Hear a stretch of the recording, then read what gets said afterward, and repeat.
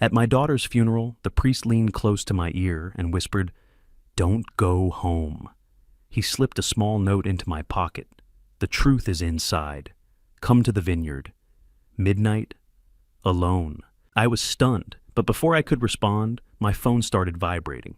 3 messages from my son-in-law, each more urgent than the last. "Don't listen to anyone at the church. Go home, right now. The lawyers are waiting." His tone alone pushed me to drive to the vineyard, where I discovered a truth even more terrifying than grief itself. Thank you for being here. I'd love to know, where are you listening from?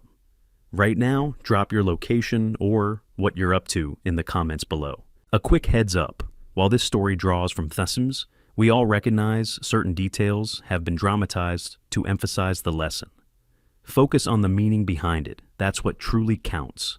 I am Maxwell Theron Robertson, 72 years old, a retired Superior Court judge who spent 3 decades sentencing criminals, and now I stood at my daughter's grave in the rain, wondering why I felt no tears, only the cold certainty that something was terribly wrong. The rain came down in sheets across Hollow Creek Cemetery, turning the October earth to mud beneath my polished Oxfords. Around me, black umbrellas bobbed like ravens' wings, mourners huddled against the downpour, while Father Joseph Brennan's voice carried over the sound of water drumming on stretched nylon.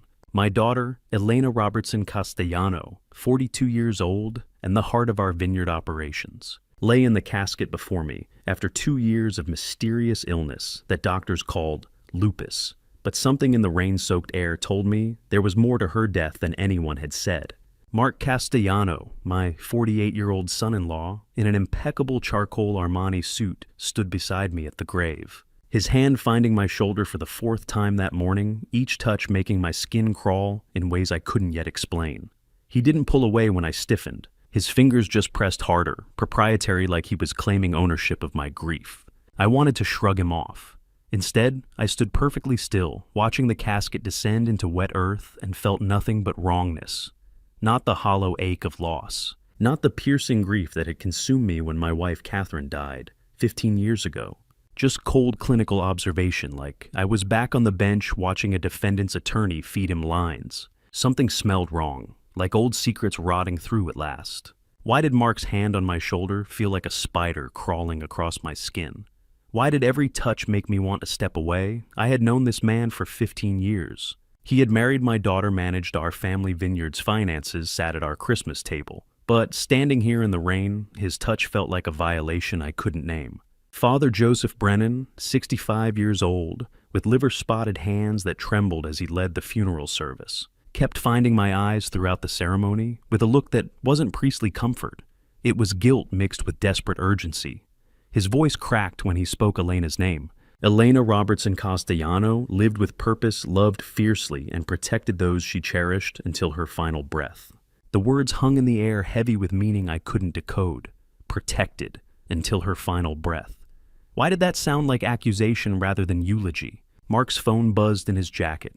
Once, twice, 3 times. He checked it without apology, thumbs moving across the screen while the priest recited prayers for the dead.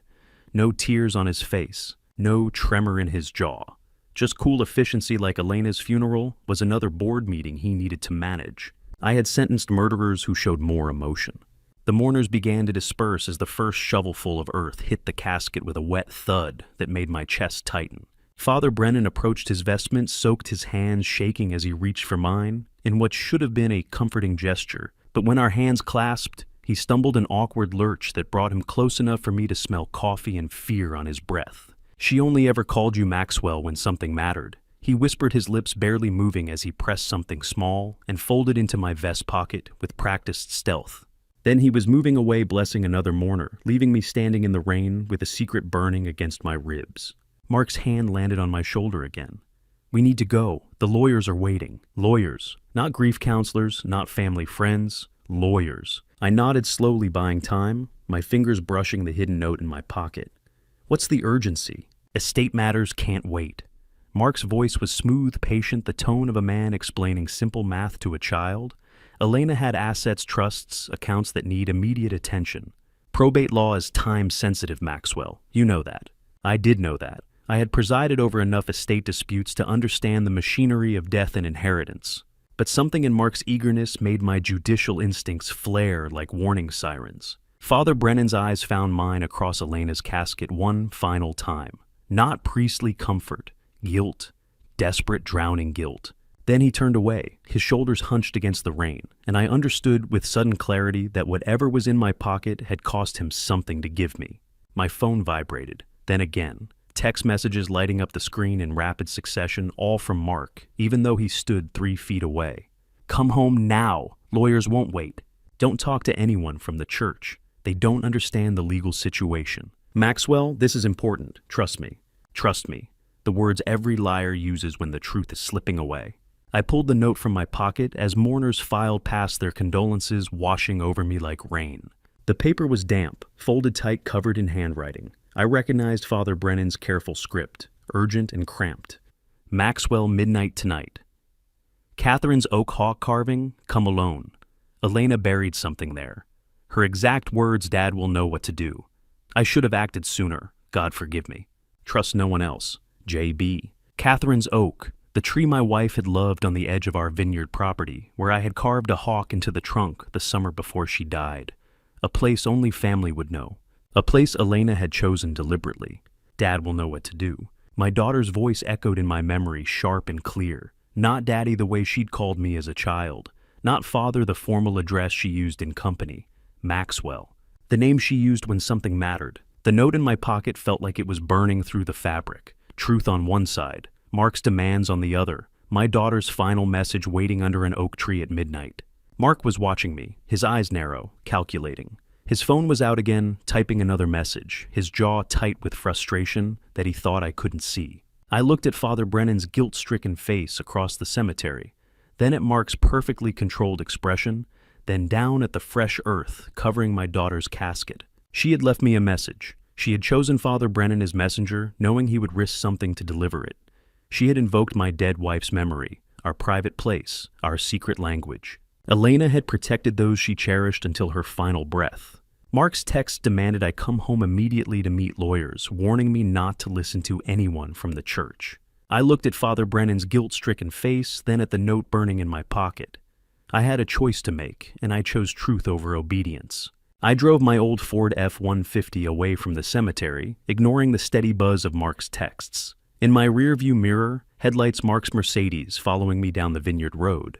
The defiance felt cold and clinical in my chest, like every decision I'd made from the bench when evidence contradicted a smooth narrative. Mark wanted me home. Mark wanted lawyers. Mark wanted control. But Father Brennan's note burned in my vest pocket with 3 impossible words, Dad will know what to do. My phone lit up again, then again. The buzzing became relentless. Dad, where are you going? Lawyers waiting. Come home. Now. I didn't answer. Just watched those headlights grow brighter in my mirror, Mark accelerating to close the gap between us. The rain hammered my windshield, turning the world into streaks of gray and black, but I knew these roads. 40 years of driving between vineyard rows, checking harvests, walking Catherine through sunset tours of our land. Mark had managed our finances for 15 years, but he didn't know the terrain the way I did. Another text vibrated across my phone screen. Change locks for security. I'll let you in. Don't listen to anyone from church. Change the locks. On my own house. The house Catherine and I had built together, where we'd raised our children, where I'd lived for 47 years. Mark had changed the locks and was offering to let me in like I was a guest requiring permission. 30 years on the bench taught me when someone's hiding something. Mark's desperate. Why? His headlights flashed behind me, high beams, then low, then high again. A signal, an order, pull over, stop, obey. I kept driving. The Mercedes horn blared long and aggressive, shattering the rain-muffled quiet. Once, twice, 3 times. My phone rang Mark's name, lighting up the screen. I let it go to voicemail. Then it rang again immediately. He was losing patience. Good. Desperate people make mistakes. I turned right onto Vineyard Service Road 12, a narrow dirt path that wound between the oldest Cabernet vines on the property. The truck's tires churned, mud headlights bouncing as I navigated ruts worn deep by decades of harvest equipment.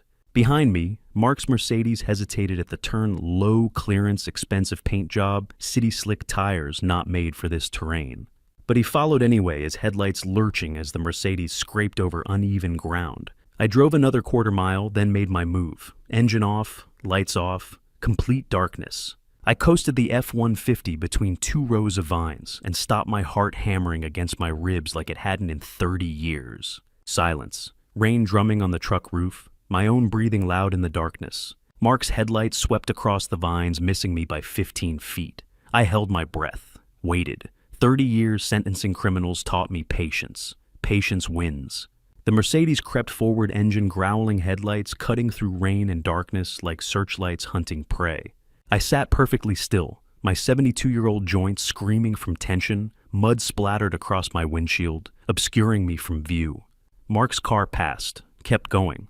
The red taillights disappeared around a bend engine, fading into the distance. I waited. 5 minutes, 10, 15. Rain pounding overhead. My breath fogging the windows, phone vibrating with increasingly frantic messages I refused to read. At 30 minutes, the vineyard road ahead remained dark and empty. Mark was gone.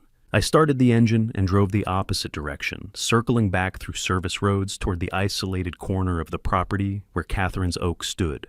The ancient tree, 150 years old and thick as a small house, marked the boundary between our vineyard and open hills. My wife, Catherine Robertson, who had passed away 15 years earlier, at 65, after a full life of painting vineyard sunsets and nurturing our children, had planted nothing but she'd loved that oak as a young bride, had carved a hawk into its trunk with her own hands, saying it would watch over our family forever. Now our daughter had buried secrets beneath it. I parked 100 yards away and walked the rest rain, soaking through my funeral suit, mud sucking at my polished Oxfords with every step. My flashlight beam found the massive trunk water streaming down ancient bark, and there, 8 feet up, Catherine's hawk wings spread still sharp after 40 years. She'd carved that the summer before Elena was born, said our family needed a guardian. Catherine had planted this oak 60 years ago, as a young bride. She'd carved that hawk with her own hands. Now, our daughter had buried secrets beneath it. The symmetry felt deliberate, intentional. Like Elena knew I'd remember everything Catherine meant to this place. I pulled the folding shovel from my truck bed and began to dig. The earth was soft from rain, but heavy, each shovelful a fight against mud that clung and pulled. My hands blistered, my back screamed. 72 years old, soaked to the bone, digging a grave-sized hole at midnight, while my son-in-law hunted me through the dark. This wasn't how I'd imagined my daughter's funeral day ending. 1 foot down, 2 feet, 3. The shovel hit something solid with a metallic clunk that sent vibrations up my arms. I dropped to my knees in the mud hands, scrabbling flashlight clenched between my teeth. Copper gleamed in the beam, a lockbox maybe 12 inches square, wrapped in waterproof tarp and sealed with duct tape. I hauled it up heavy and cold and brushed mud from its surface. A combination lock hung from the latch. 4 digits. Worn brass that had been handled recently, fingerprints still visible in the grime. What truth was so dangerous that Elena couldn't tell me while she was alive? What had she discovered that required this midnight excavation, this cryptic trail of breadcrumbs from beyond the grave? My hands shook as I turned the combination lock dial, rainwashing mud from my fingers. 0, 4, 2, 8. Elena's birthday. April 28th. She knew I'd remember. She knew I'd come. The lock clicked open. I sat in the cold mud under Catherine's oak tree rain, soaking through my suit, and opened the wax-sealed envelope with shaking hands. My daughter's handwriting blurred through rain and tears. I didn't remember starting to cry. The green ribbon she'd tied around the letter fell loose in my fingers, the same ribbon Catherine had worn in her hair on our wedding day, the one Elena had kept in her jewelry box for 40 years. She'd chosen it deliberately, a message within the Message family legacy love.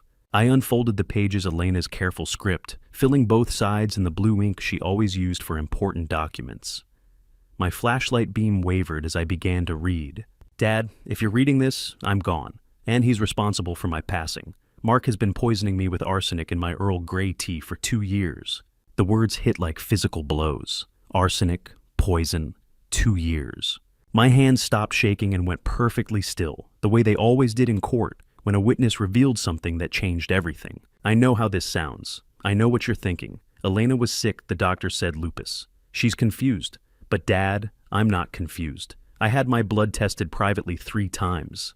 The reports are in the lockbox. Arsenic levels climbing steadily 8.4 parts per million in March. 15.6 in June, 21.3 in August. By the time you read this, I expect it will be over 25 parts per million. Fatal range. Arsenic. The word screamed from the page. 27.8 parts per million. Fatal. My daughter hadn't been sick. She'd been murdered. My breath came in short gasps that fogged the air. The rain pounded harder, turning the ground beneath me to soup. But I couldn't move. Could only read. He killed David too. 10 years ago. The brake line wasn't an accident. I found proof photographs of the cut line that the insurance company took, but never investigated. Mark was having an affair with someone who worked at the auto shop. She helped him cover it up. Dad, our son, was murdered, and I let you believe it was an accident for 10 years, because I was afraid. David. My son, David Maxwell Robertson, had been 30 years old, a talented civil engineer with my same jaw and his mother Catherine's kind eyes. When his truck went off Highway 29 10 years ago in what police called brake failure, but Elena's evidence now proved Mark had cut the brake line and murdered him. I was afraid if I told you Mark would hurt you next. You were grieving so hard after David died. I couldn't risk losing you too, so I investigated quietly. Hired a private investigator named Jim Brennan 7 months ago. We found everything Dad. The poison purchases disguised as vineyard pest control. The embezzled money, $1.8 million over 5 years. The forged will he planned to use after I died? All of it. $1.8 million. My family's vineyard generations of work bled dry while Mark smiled at Sunday dinners and called me Dad.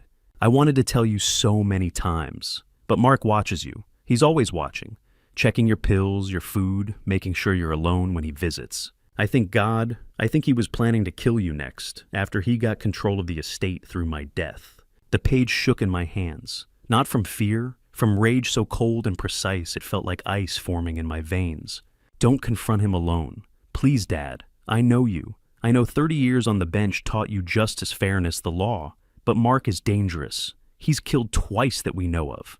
Build the case first. Evidence, witnesses. Make it airtight so he can't slip through, then strike. I sat in the cold rain, holding proof my son's death wasn't an accident. 10 years of believing it was brake failure. 10 years of grief thinking it was random tragedy. All lies. Mark had murdered David, and I'd invited him into our family, let him marry Elena never suspecting. Jim Brennan is a good man, former FBI specialized in financial crimes and homicide. He knows everything I discovered. When you're ready, call him. He's been waiting. I paid him for a full year of work. He'll help you finish this. I love you, Dad. I'm sorry I couldn't tell you sooner. I'm sorry I wasn't brave enough to stop him before he did this to me. But I'm giving you the tools now. Everything you need. Don't let him hurt anyone else. Don't let him get away with killing your children. Finish what I started. Your daughter always, Elena. The letter ended there, but my hands were already reaching for the other contents of the lockbox. 3 toxicology reports in plastic sleeves, each one a death sentence written in medical terminology. March 2025, 8.4 parts per million arsenic. June 2025, 15.6 parts per million. September 2025, 27.8 parts per million. Fatal. Photographs next. David's truck, the brake line cut clean through, not frayed, not worn, but severed with precision. Insurance photos marked "case closed" in red stamp. Another photo of Mark meeting a woman outside an auto shop, their body language intimate conspiratorial.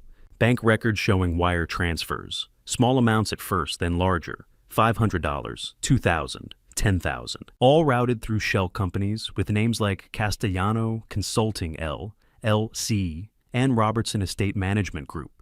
Companies I'd never authorized, never signed for, but bore my forged signature on incorporation papers. A flash drive in a small plastic case. A business card. Jim Brennan, private investigator, former FBI. Handwritten on the back. When you're ready, call me, day or night. I've been waiting. How long had Mark been planning this? Had he targeted David first? Or was it opportunistic? Did he marry Elena, knowing he'd eventually kill her too? How does a man smile at Sunday dinners while plotting to poison his wife? I spread everything out in the mud, cataloging it the way I'd examined evidence in chambers for 3 decades. Exhibit A toxicology proving systematic poisoning. Exhibit B photographs proving David's murder. Exhibit C financial records proving embezzlement and motive. Exhibit D forged documents proving premeditation. Mark Castellano had murdered both my children. had stolen nearly $2 million from my family, had planned to forge my daughter's will and possibly kill me next to secure the entire estate. And Elena, brave, brilliant Elena, had investigated it all while dying, had documented every crime, every transaction, every piece of proof, had protected me even as the poison consumed her, knowing I would find this lockbox, knowing I would do what she couldn't. Finish what I started. The rain fell harder, washing mud from the documents, but I didn't care. I sat under Catherine's oak tree for another hour, methodically reviewing everything, committing details to memory the way I'd memorized case law and precedent. The arsenic levels, the bank account numbers, the dates of David's brake inspection versus his death, the shell company names. Mark Castellano had murdered both my children and stolen from my family for years. And Elena, brave, brilliant Elena, had documented everything, knowing she was dying, protecting me even as the poison consumed her. The rain fell harder. I had work to do. I drove to a cheap motel off Highway 29 and bought a burner phone from the 24-hour gas station next door. At exactly 3 a.m., still wearing my mud-caked funeral suit, I dialed the number on Jim Brennan's card. The phone rang once. Jim Brennan answered before the second ring. "Judge Robertson, I've been waiting for your call." No surprise in his voice, no confusion at the hour. Just calm certainty, like he'd been sitting by his phone for months knowing this moment would come. Elena told me 7 months ago, he continued before I could speak. If something happened to her, you'd find the lockbox. She said you'd call when you were ready. She knew you, Judge, knew exactly how you'd react. My throat tightened. She was right. I found everything. The letter, the toxicology reports, evidence Mark murdered both my children.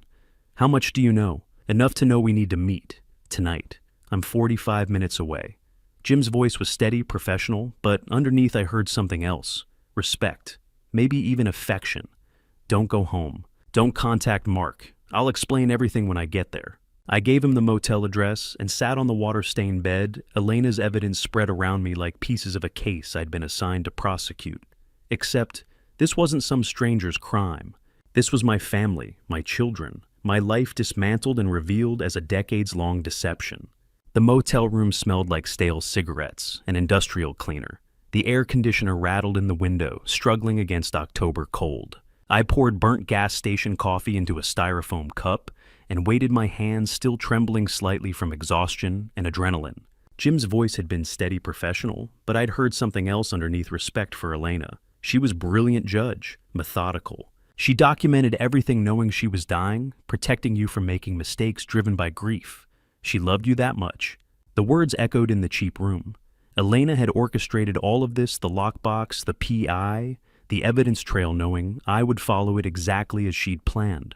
Even dying poisoned slowly over 2 years, she'd been protecting me, making sure I had the tools to finish what she'd started without getting myself killed in the process. Headlights swept across the thin curtains at 4:30 a.m. Gravel crunched in the parking lot. A firm knock, professional and controlled. Jim Brennan, a 52-year-old former FBI agent with steel gray hair and the kind of weathered face that had seen too many crime scenes, stood in the doorway with a leather messenger bag and the bearing of someone who'd spent decades interviewing killers. He shook my hand, firm grip, calloused the handshake of someone who meant what they said. "Judge Robertson, I'm sorry for your loss. Both of them." He stepped inside, closed the door, and began spreading additional files across the bed beside Elena's evidence. "And I'm sorry Elena had to carry this burden alone for so long. Show me what you have." Jim pulled out surveillance photographs. Mark Castellano meeting a man at a diner, their heads close together, conspiratorial. The same man at an auto shop, motor oil, staining his work shirt. More photos spanning years, different locations, same 2 men, same secretive body language. "This is Victor Reyes, 50 years old, ex-convict mechanic. Mark's been meeting with him for years." Jim tapped the photos, his expression grim. "I believe he's the one who cut David's brake line 10 years ago, on Mark's orders." The room tilted slightly. Not just Mark. Mark had hired someone, had outsourced the murder of my son to a professional with a criminal record and mechanical expertise. This wasn't passion or impulse. This was calculated, cold-blooded planning. Can you prove it? Not yet. But Victor's vulnerable. 3 parole violations I know about. Financial trouble, child support debt. He's the weak link, Judge. We pressure him, offer immunity in exchange for testimony. He'll roll on Mark. I stared at Victor Reyes's face in the grainy photos. This man had killed David, had taken payment to cut a brake line and send my son off a cliff. And Mark had hired him, paid him, probably congratulated himself on the clean execution. My hands clenched into fists. Jim's phone buzzed. He answered, putting it on speaker. "Maggie, I'm with Judge Robertson now." A woman's voice, sharp and professional. "Judge Robertson, I'm Maggie Stone, forensic accountant. I'm sorry for your loss." Elena was a remarkable woman. Her financial documentation was meticulous. She made my job much easier. Maggie Stone, a 45-year-old forensic accountant with 20 years of experience dismantling corporate fraud, spoke with the confidence of someone who'd traced money through dozens of shell companies and always found her target. "How long to trace the embezzlement?" I asked. 48 hours. Elena gave me the account numbers, shell company names, transfer dates. I just need to connect the dots and get bank statements through proper channels. When I'm done, we'll have a complete financial trail proving Mark stole $1.8 million over 5 years. Financial motive plus murder means we can bury him legally. Could I wait? Could I see Mark at family dinners, smile and nod, knowing he'd murdered my children? Could I perform normalcy while building a case that would take weeks, maybe months? The rage in my chest was a physical thing, hot and sharp, demanding immediate action. I wanted to drive to Mark's house right now, put my hands around his throat, watch the light leave his eyes the way it had left Elena's, the way it had left David's. But 30 years on the bench had taught me patience, had taught me that rushed cases collapsed, that guilty men walked free because prosecutors got sloppy, emotional, impatient. Jim must have seen something in my face. "You're a judge," he said quietly. "You know better than anyone. We build the case first. We make it airtight. Then we strike, and when we do, Mark doesn't walk away. Ever." He was right. I hated that he was right, but he was. "What's the plan?" Jim pulled out a legal pad, began sketching timeline. Phase 1. Maggie traces the money, we get financial motive documented. Phase 2. I arrange a meeting with Victor Reyes, offer him immunity, get his confession on record about David's brake line.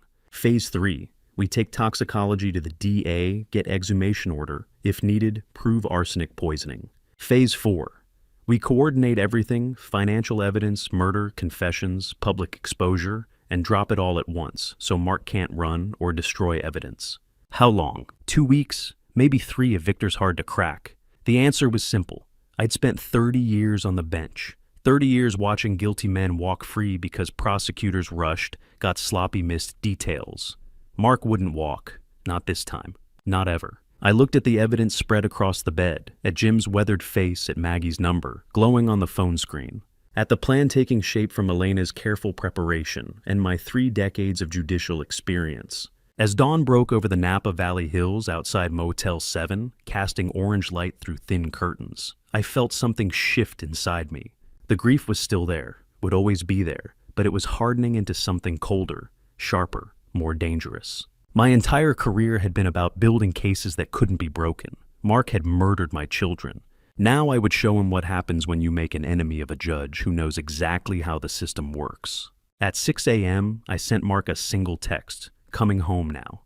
Then I drove away from Motel 7 with Jim's strategy fresh in my mind, and Elena's evidence locked in the truck's toolbox. I parked in my own driveway at 6:47 a.m. and saw Mark's Mercedes already there, a second car beside it, gunmetal gray attorney plates. He'd brought reinforcements to my own house. On the morning after my daughter's funeral, I sat in the truck for 30 seconds, forcing my breathing to steady my face, to relax into the mask of a grieving father. Jim's words echoed, "Build the case. Don't confront. Make it airtight." I'd spent the night cataloging evidence of my children's murders, and now I had to walk into my own home and pretend I knew nothing.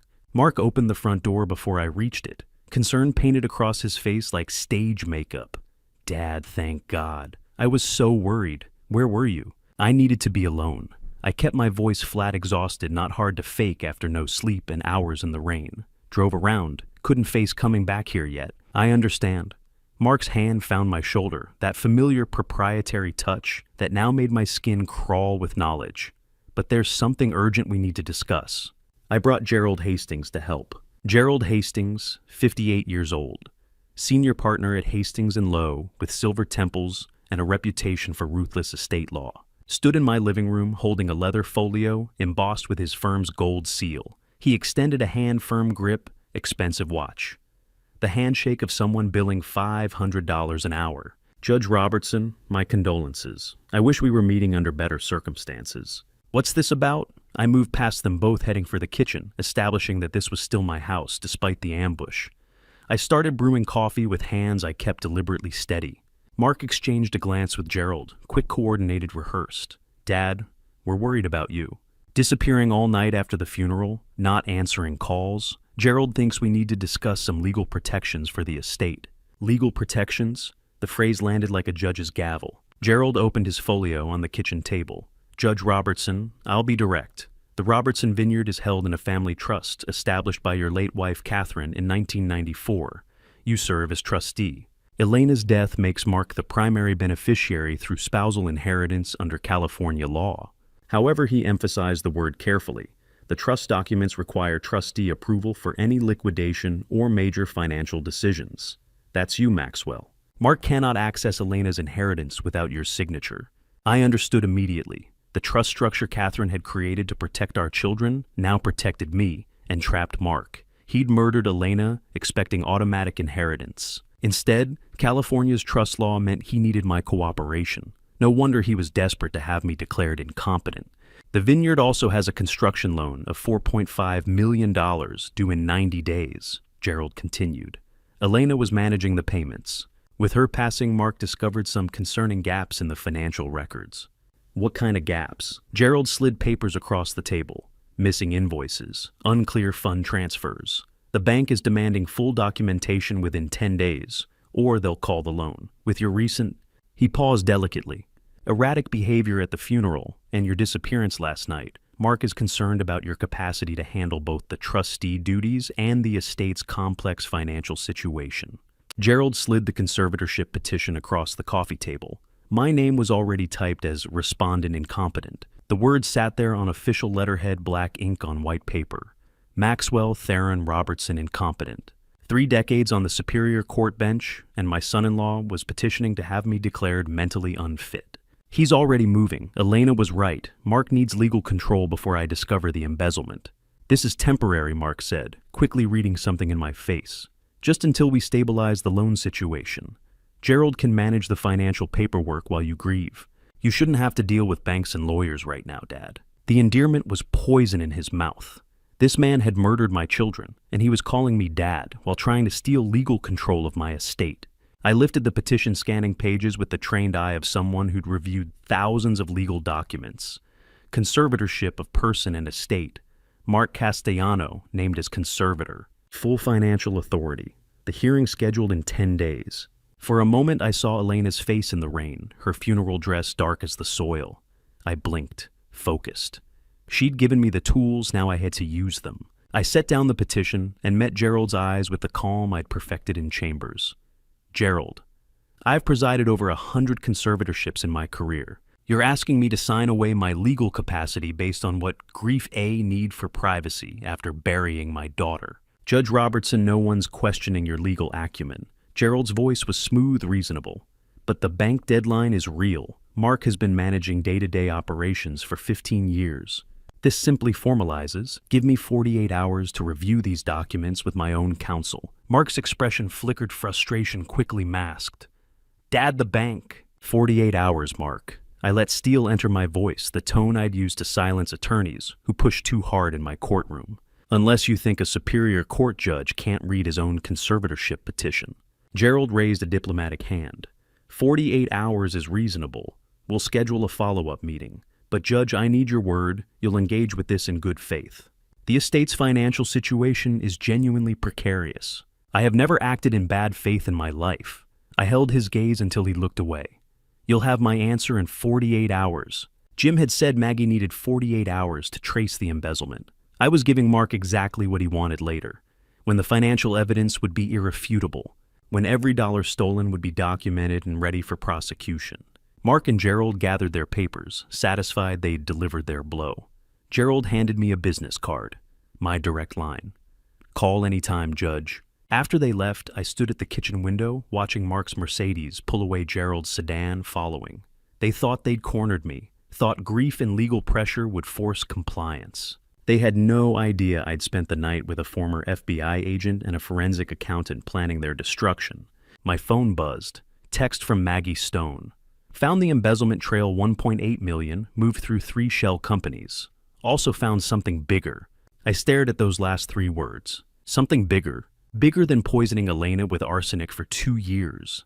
Bigger than hiring Victor Reyes to cut David's brake line. Bigger than 1.8 million in stolen money.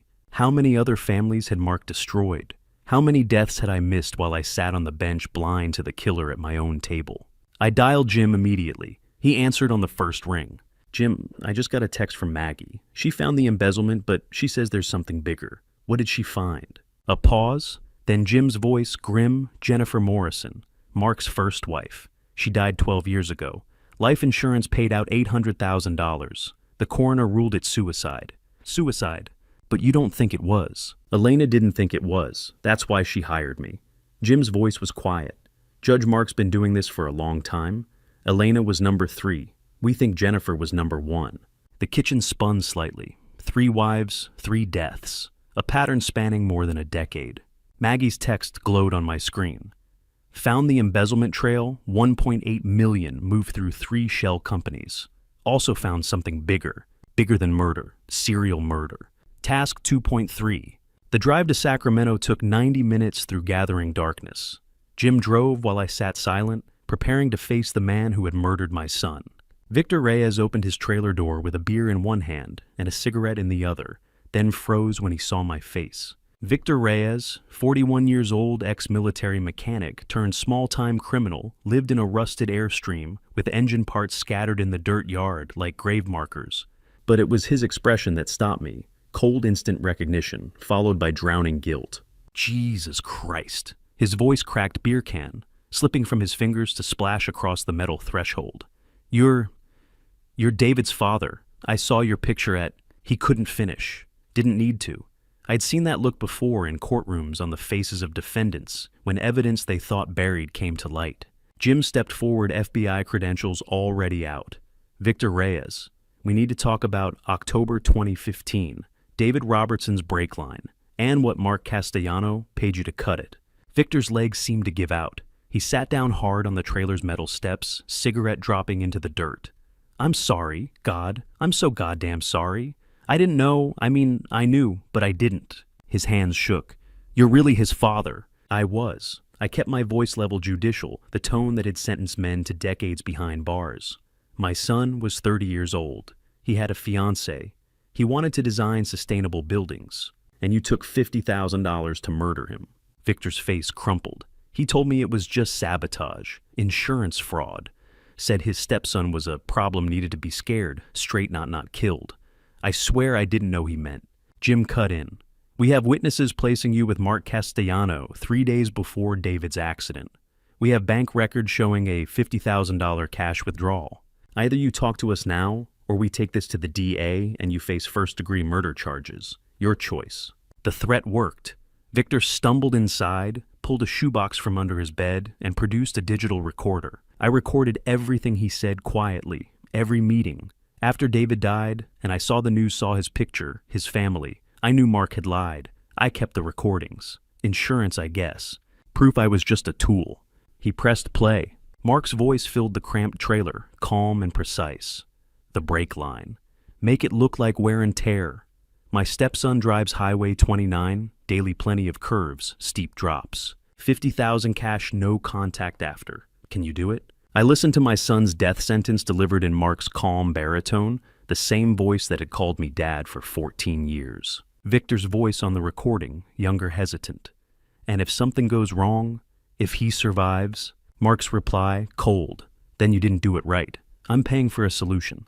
Victor, permanent. The recording clicked off. I sat in silence, hands clenched so tight my knuckles went white. Jim put a hand on my shoulder, steadying professional. When I managed, October 8th, 2015, 3 days before David died. Victor wiped his eyes. I cut the line at his apartment complex. Clean cut, precise. Made it look like road wear would finish the job on the first steep curve. Highway 29, mile marker 37. That's where he went off. Mile marker 37. I'd driven past that curve 1,000 times, never knowing it was David's execution site. There's more, Victor said quietly. 2 weeks ago, Mark called again. Wanted me to do the same thing to an old Ford F-15. Oh, your truck judge. You were supposed to be next. The trailer tilted. Jim's hand tightened on my shoulder. I refused, Victor continued quickly. Told him I was out. That's when he got scary, said people who knew too much had accidents. Said if I talked to anyone, he'd make sure I went down for David's murder alone. I've been scared for 2 weeks waiting for cops or worse. You're talking now, Jim said. That's smart. You testify against Mark D.A. might consider immunity. Victor nodded, desperate. I'll testify. I'll tell them everything. Just keep him away from me. We left Sacramento with Victor's confession recorded, his promise to appear before a grand jury, and the weight of knowing Mark had planned my death the same way he'd executed David's. Jim's phone rang as we hit Highway 80. Maggie's name lit the screen. Talk to me, Jim said, putting it on speaker. Sam Whitmore just bought a one-way ticket to San Jose, Costa Rica. Maggie's voice was urgent. Departs SFO at midnight. If we lose him, we lose our poisoning witness. Jim checked his watch. 11:15. We're 40 minutes from SFO. Call ahead, have security detain him. We made it in 35 minutes, Jim's sedan, pushing 90 the whole way. Airport security had Sam Whitmore in a detention room. His carry-on bag opened, his face ashen with trapped animal fear.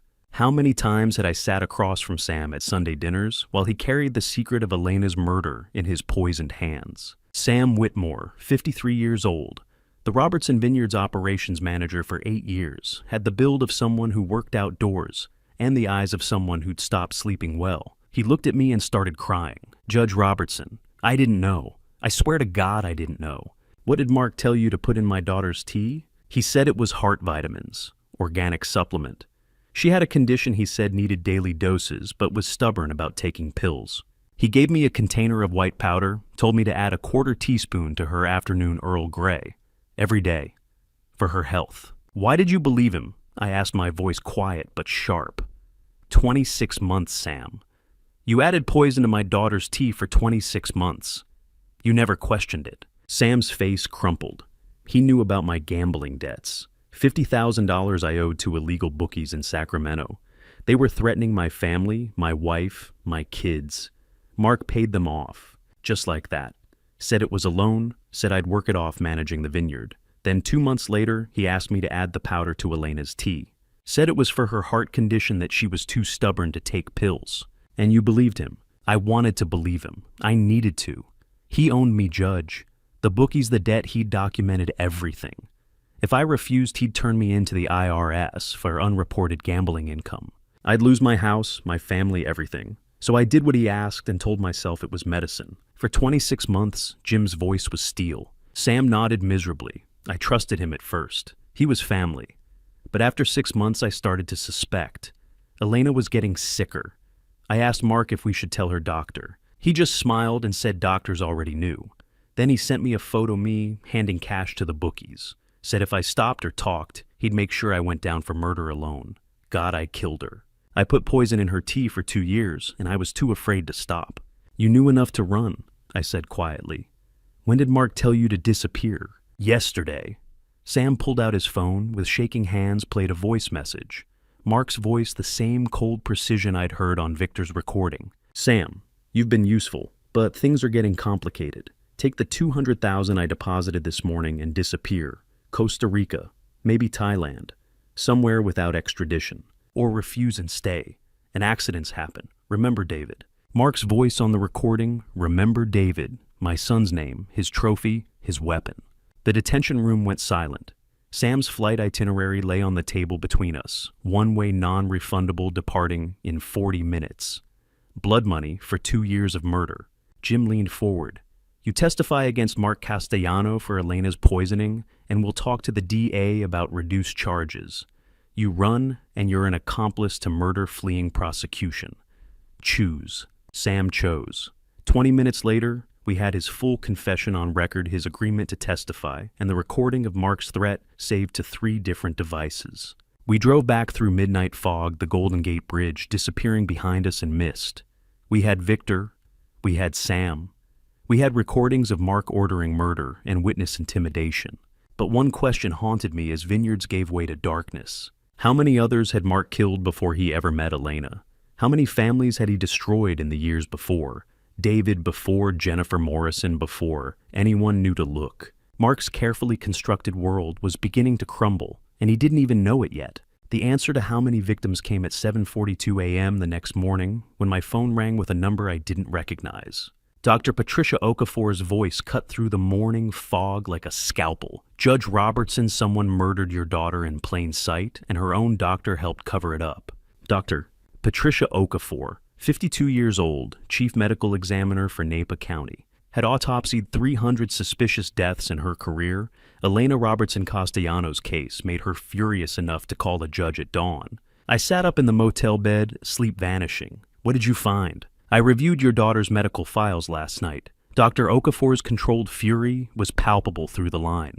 Hair loss, joint, pain, neuropathy, gastrointestinal distress, textbook, arsenic poisoning. Any competent physician should have ordered toxicology within the first 6 months. Doctor. Richard Ashford waited 18 months, and when he finally ran the panel, it showed 18.7 parts per million arsenic. 18.7. Elena's private tests had shown climbing levels 8.4, 15.6, 21.3. But 18 months ago, her own doctor had already found proof she was being poisoned. What happened to the results? They disappeared from her file. Dr. Okafor's voice was ice. The lab has a copy in their archives, that's how I found it. But Elena's official medical record shows no toxicology panel was ever ordered. Someone deleted it from the system and removed the hard copy from her chart.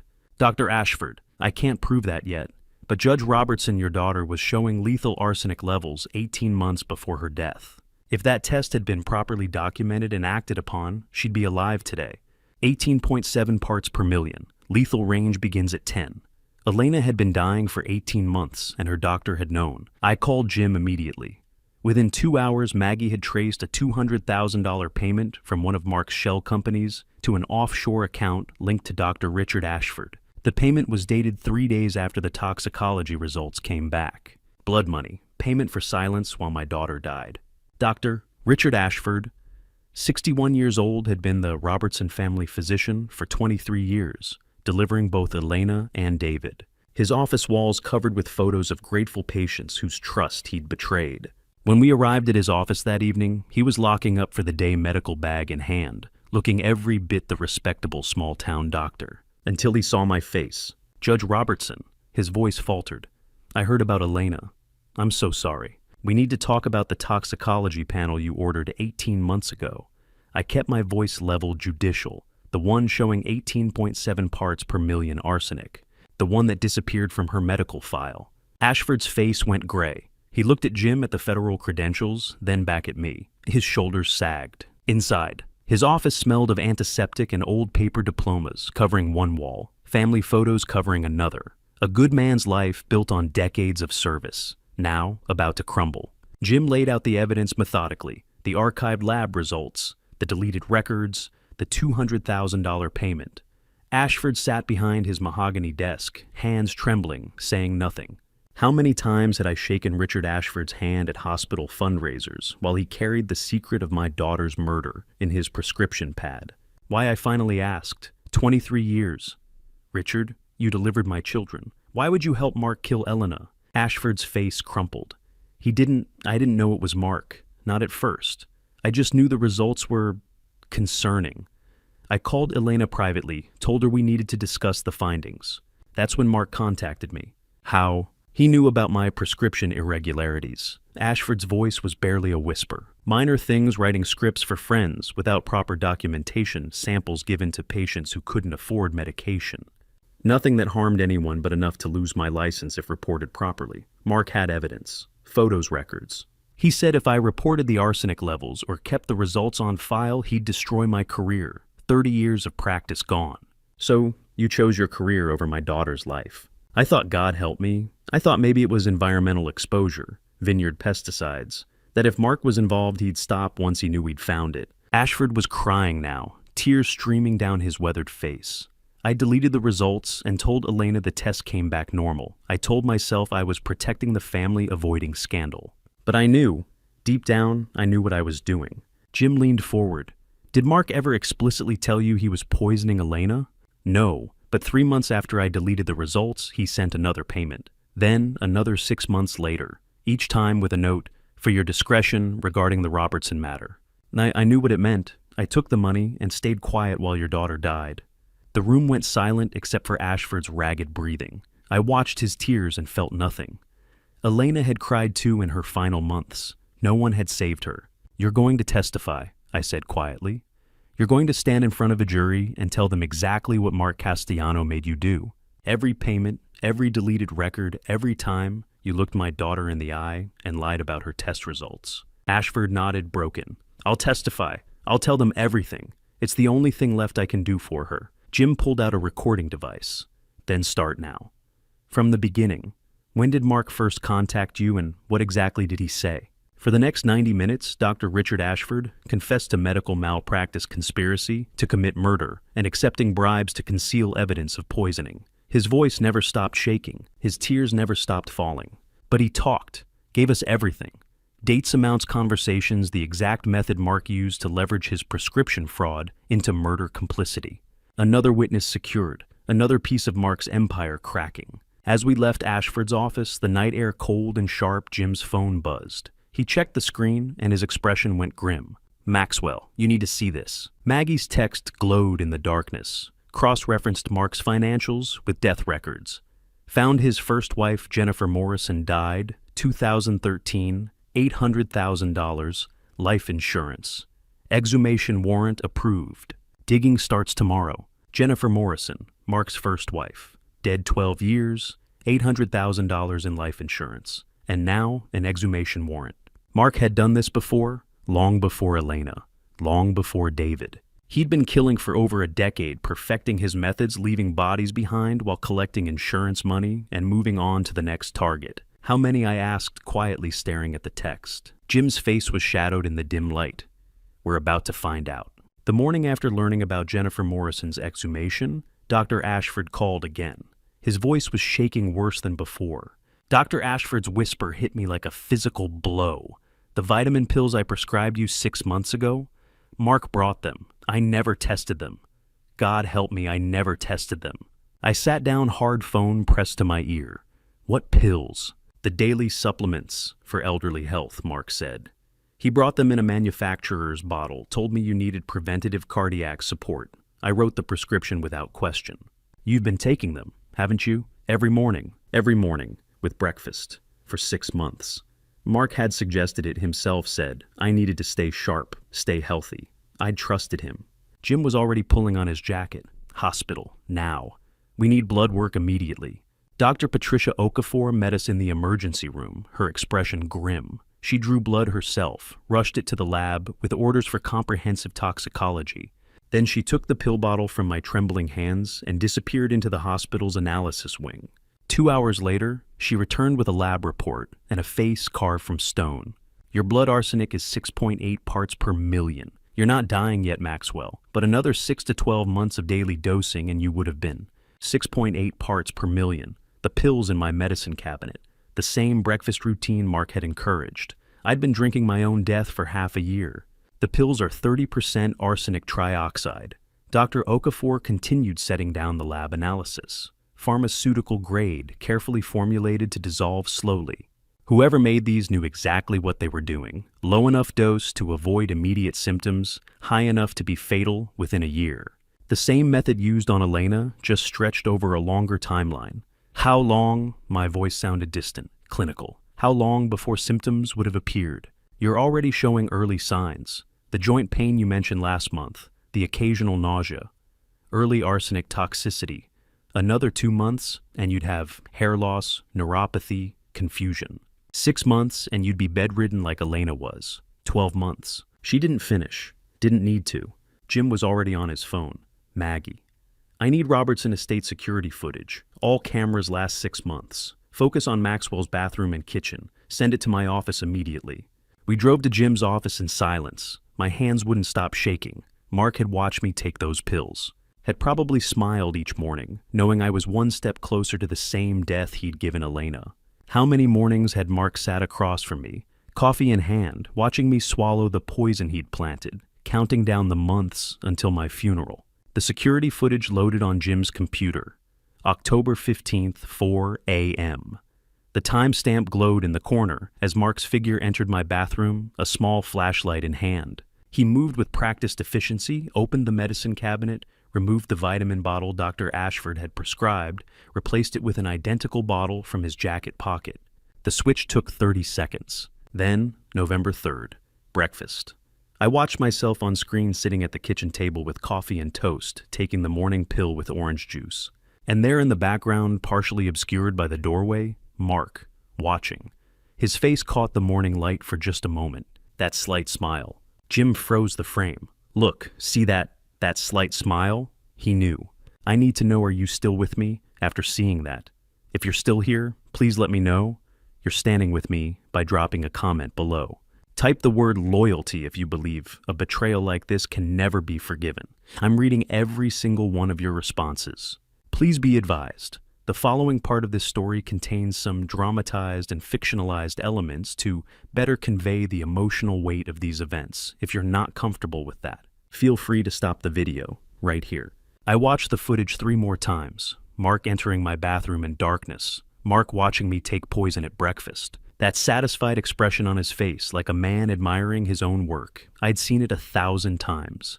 At Elena's wedding, at David's graduation, at Catherine's funeral. Always watching. Always pleased with himself. This changes everything Jim said quietly. We have visual documentation of attempted murder. Mark didn't just poison you, he recorded himself doing it. His own security system caught him committing premeditated attempted homicide. Why keep the cameras running? I asked. Why document his own crimes? Arrogance. Jim's voice was flat. He never thought anyone would look, never thought he'd get caught. And he enjoyed having proof of his own brilliance. Serial killers often do. We don't just have 3 murders now, I said, my voice steady despite the trembling in my hands. We have 4 attempts, and the 4th victim is alive to testify. Jim's grim smile matched my own. That changes everything. A living victim who can describe the method, the symptoms, the progression. A retired superior court judge with credibility and presence. Mark tried to kill you, Maxwell, and now you get to tell a jury exactly how he did it. Dr. Okafor had already started chelation therapy to remove the arsenic from my system. She estimated 6 weeks of treatment, maybe 8. I'd be weak sick from the detox, but alive. Elena hadn't gotten that chance. My phone buzzed. Jim checked his, then looked up sharply. Maxwell, Rachel Morrison just sent her full statement. There's more. Jennifer had a sister who asked too many questions about the will after Jennifer's death. Questioned why Mark inherited everything when Jennifer's family trust should have protected her assets. She died in a hit and run 6 months later. The driver was never found. The room went cold. Jim froze the video on Mark's smile, that satisfied expression captured in morning light. Maxwell, we need to move fast. If Mark realizes we've discovered your poisoning, he might run. Or worse, accelerate his timeline with other targets. I looked at him sharply. What other targets? Jim's face was grim. We just got Rachel Morrison's statement. Jennifer had a sister who asked too many questions about the will. She died in a hit and run 6 months after Jennifer. Mark eliminates anyone who threatens him. How many? I asked quietly. We're about to find out. Jim was already dialing.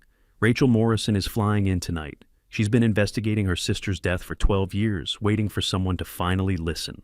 She has documentation, photos, timelines. Everything Mark thought he'd buried.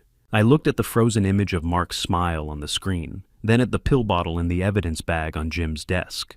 My attempted murder, my testimony, my chance to speak for Elena, for David, for Jennifer, for every victim Mark had silenced. He'd made a mistake. He'd left me alive. Rachel Morrison's statement arrived by secure email at midnight, detailing 12 years of questions about her sister's death. But before I could finish readings, my phone rang. Emily Hartman's voice cracked with panic over the phone. Maxwell, Mark filed an emergency motion. The competency hearing, it's tomorrow morning. He's trying to declare you incompetent before the murder evidence can surface. Emily Hartman, 43 years old, a sharp estate litigation attorney who'd worked with me on probate cases for 15 years, had never sounded this rattled. Not in depositions, not in trials, not even when we'd lost a major inheritance dispute. But now her voice shook. How much time? 18 hours. The hearing is at 9 a.m. Gerald Hastings filed it an hour ago, citing your erratic behavior at Elena's funeral, your disappearance that night, and urgent mental health concerns.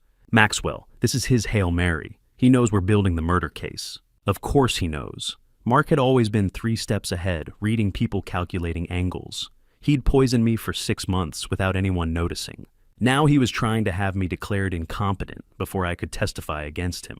Can we win? If you can prove mental fitness tomorrow morning, yes.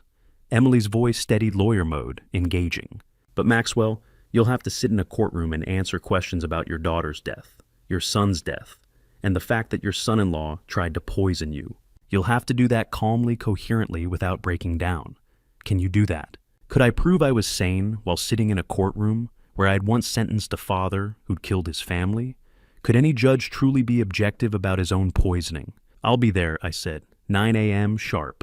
We worked through the night in Emily's office. Medical records showing my clean bill of health before the poisoning. Cognitive tests from Dr. Okafor proving normal brain function.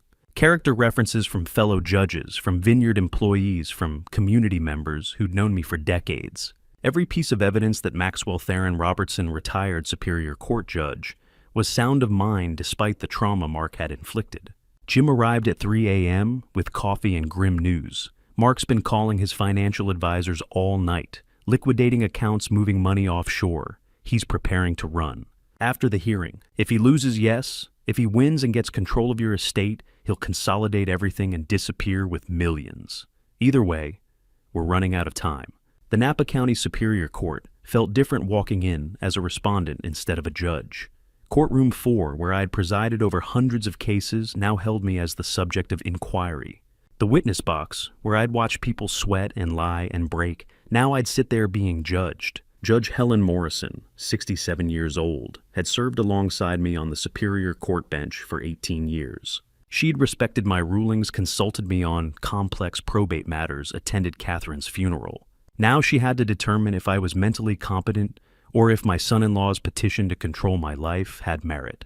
Mr. Robertson, please state today's date, the current president, and your understanding of why you're here today.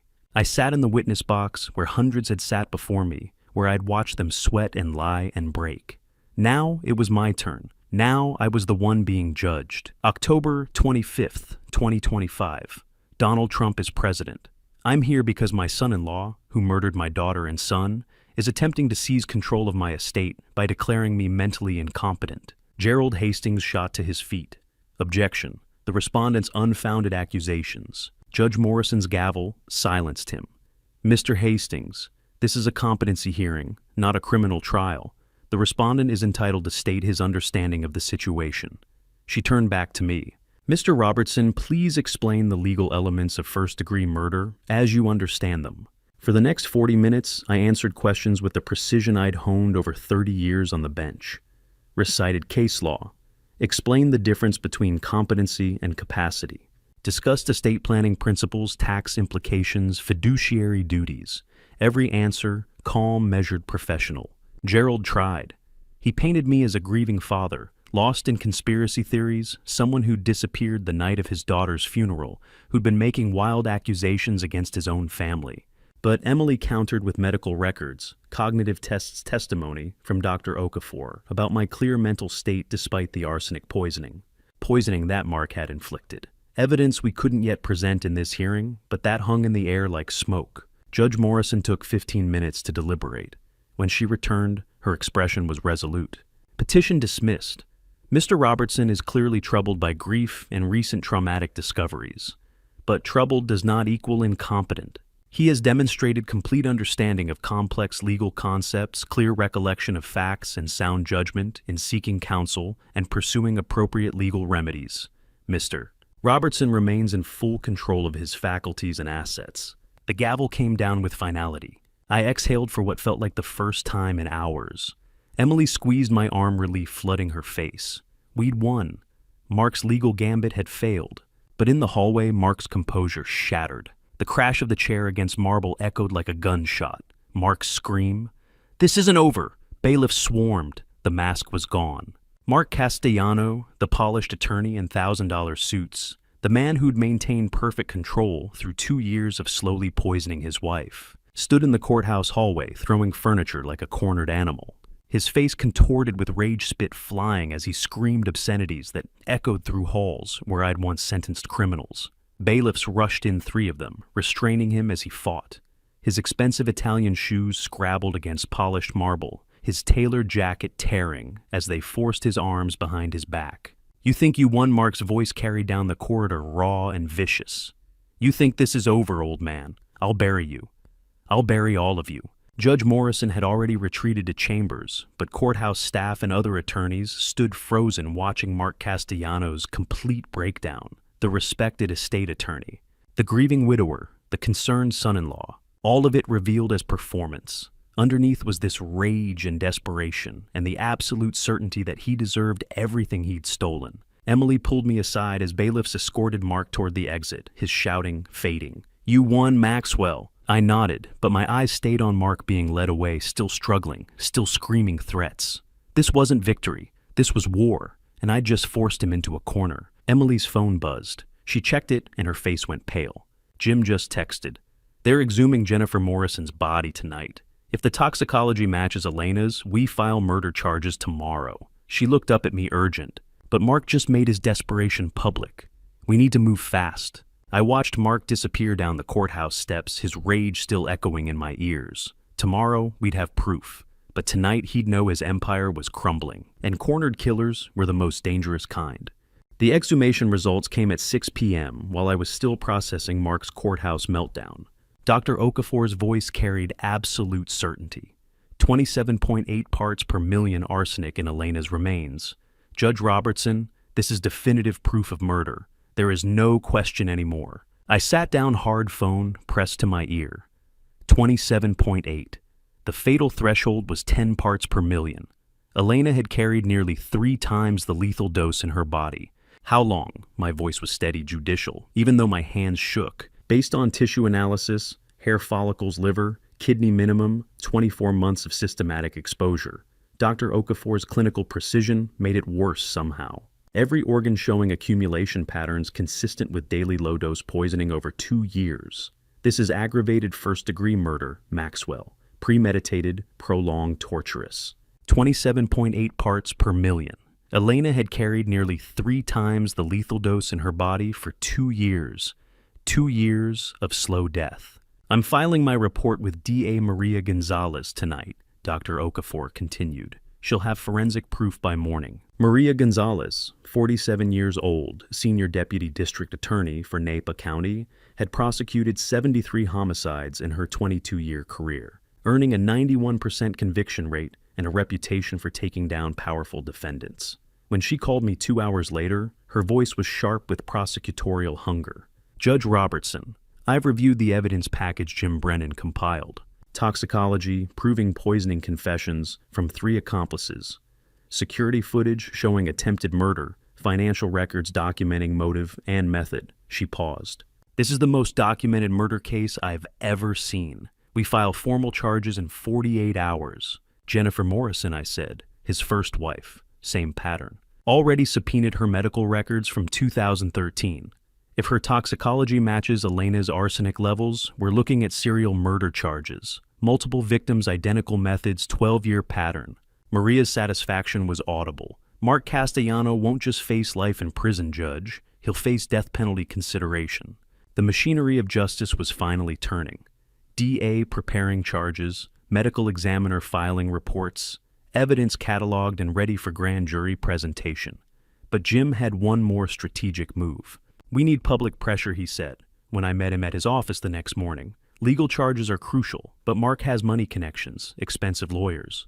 We need the court of public opinion on our side before he can spin this as a family dispute." "What are you suggesting?" "Journalist, someone with national reach and investigative credibility." Jim pulled out his phone, showed me a byline. "Diana Torres, San Francisco Chronicle. 2 Pulitzers for exposing corruption. She's built her career on taking down powerful people who thought they were untouchable." Diana Torres, 39 years old, 2-time Pulitzer Prize-winning investigative journalist, had exposed 3 political corruption scandals and 2 corporate fraud cases. Her byline synonymous with accountability. When she arrived at Jim's office, she carried a recorder, a notebook, and the focused intensity of someone who'd interviewed presidents and serial killers with equal professional detachment.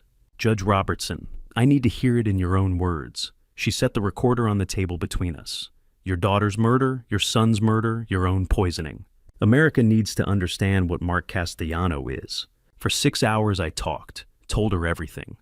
Elena's letter found in the rain, David's cut brake line, the pills I'd swallowed for 6 months, Mark's smile on security footage. Diana recorded it all, asked sharp questions, demanded specifics, never letting emotion cloud the facts. Then she interviewed everyone else. Victor Reyes confessing on camera to cutting David's brake line. Sam Whitmore describing 2 years of adding white powder to Elena's tea. Dr. Ashford breaking down about destroying toxicology results. Rachel Morrison talking about her sister Jennifer's identical symptoms before death. I watched Diana interview Victor Reyes on camera, his confession recorded for the world to see. My son's killer crying on film. Elena would have wanted this, not just justice, but truth. Diana worked for 5 days straight, barely sleeping, synthesizing witness testimony and documentary evidence into a comprehensive narrative. Jim coordinated with Maria Gonzalez, ensuring the article's publication would coincide exactly with criminal charge, filing legal and public exposure hitting Mark simultaneously, giving him no time to control either narrative. On day 5, Diana called us to her office. "It's done." She looked exhausted but fierce, her eyes red from screen time and determination. 20,000 words, 53 pieces of documentary evidence, 12 witness accounts. "When this publishes, Mark Castellano's world ends." She turned her laptop screen toward me. The headline filled my vision in bold black letters. "The Vineyard Tragedy. How Silicon Valley lawyer murdered 2 heirs for $15 million wine empire." Below it, Elena's face smiled from a photograph taken at the vineyard 2 years before the poison began. She looked healthy, vibrant, alive, before Mark started killing her. The article detailed everything. David's brake line murder in 2015, Elena's systematic arsenic poisoning from 2023 to 2025, my own attempted murder, Jennifer Morrison's suspicious death in 2013, the $1.8 million embezzlement, the network of blackmailed accomplices, Mark's carefully constructed double life as respected attorney and serial family killer. How would Mark react when his face appeared in newspapers nationwide accused of serial family murder? Would he run? Would he fight? Would he finally break? "We published the same morning Maria files charges," Diana said. "Legal and public exposure simultaneously. Criminal justice system and court of public opinion both closing in at once." She met my eyes. "He'll have nowhere to hide, Judge Robertson. No spin, no lawyers managing optics, no time to liquidate assets or flee. One morning, he wakes up a free man. By noon, he's a nationally known accused serial killer facing murder charges." I nodded, unable to speak. Justice was coming, finally. Diana began finalizing the article, coordinating with her editors, preparing the documentation package that would accompany publication. Maria Gonzalez was drafting formal charges, scheduling grand jury presentation, building the prosecutorial framework that would put Mark in prison for the rest of his life. Then Maria's call shattered everything. "Maxwell, we have a problem." Her voice was urgent, sharp. Mark's passport was flagged at SFO. 2 hours ago, he tried to board a flight to Dubai. Airport security detained him, but his lawyer is demanding immediate release. "We need to file charges tonight, or he walks and vanishes." Dubai. No extradition treaty with the United States. If Mark reached Dubai, he'd be untouchable, living off the millions he'd stolen and embezzled free while my children remained dead. I looked at Jim, then back at Diana's screen, showing Elena's smiling face beneath the headline. "File them now," I said, "before he runs." Maria filed emergency charges at 11:47 p.m. By midnight, Mark Castellano was formally arrested at San Francisco International Airport on multiple counts of first-degree murder, attempted murder, witness intimidation, and conspiracy. But 2 days later, while Diana's article was still being fact-checked, a different call came. The Sacramento police call came at dawn. "Judge Robertson, we found human remains buried at Mark Castellano's former property. Ground-penetrating radar, 12 feet deep.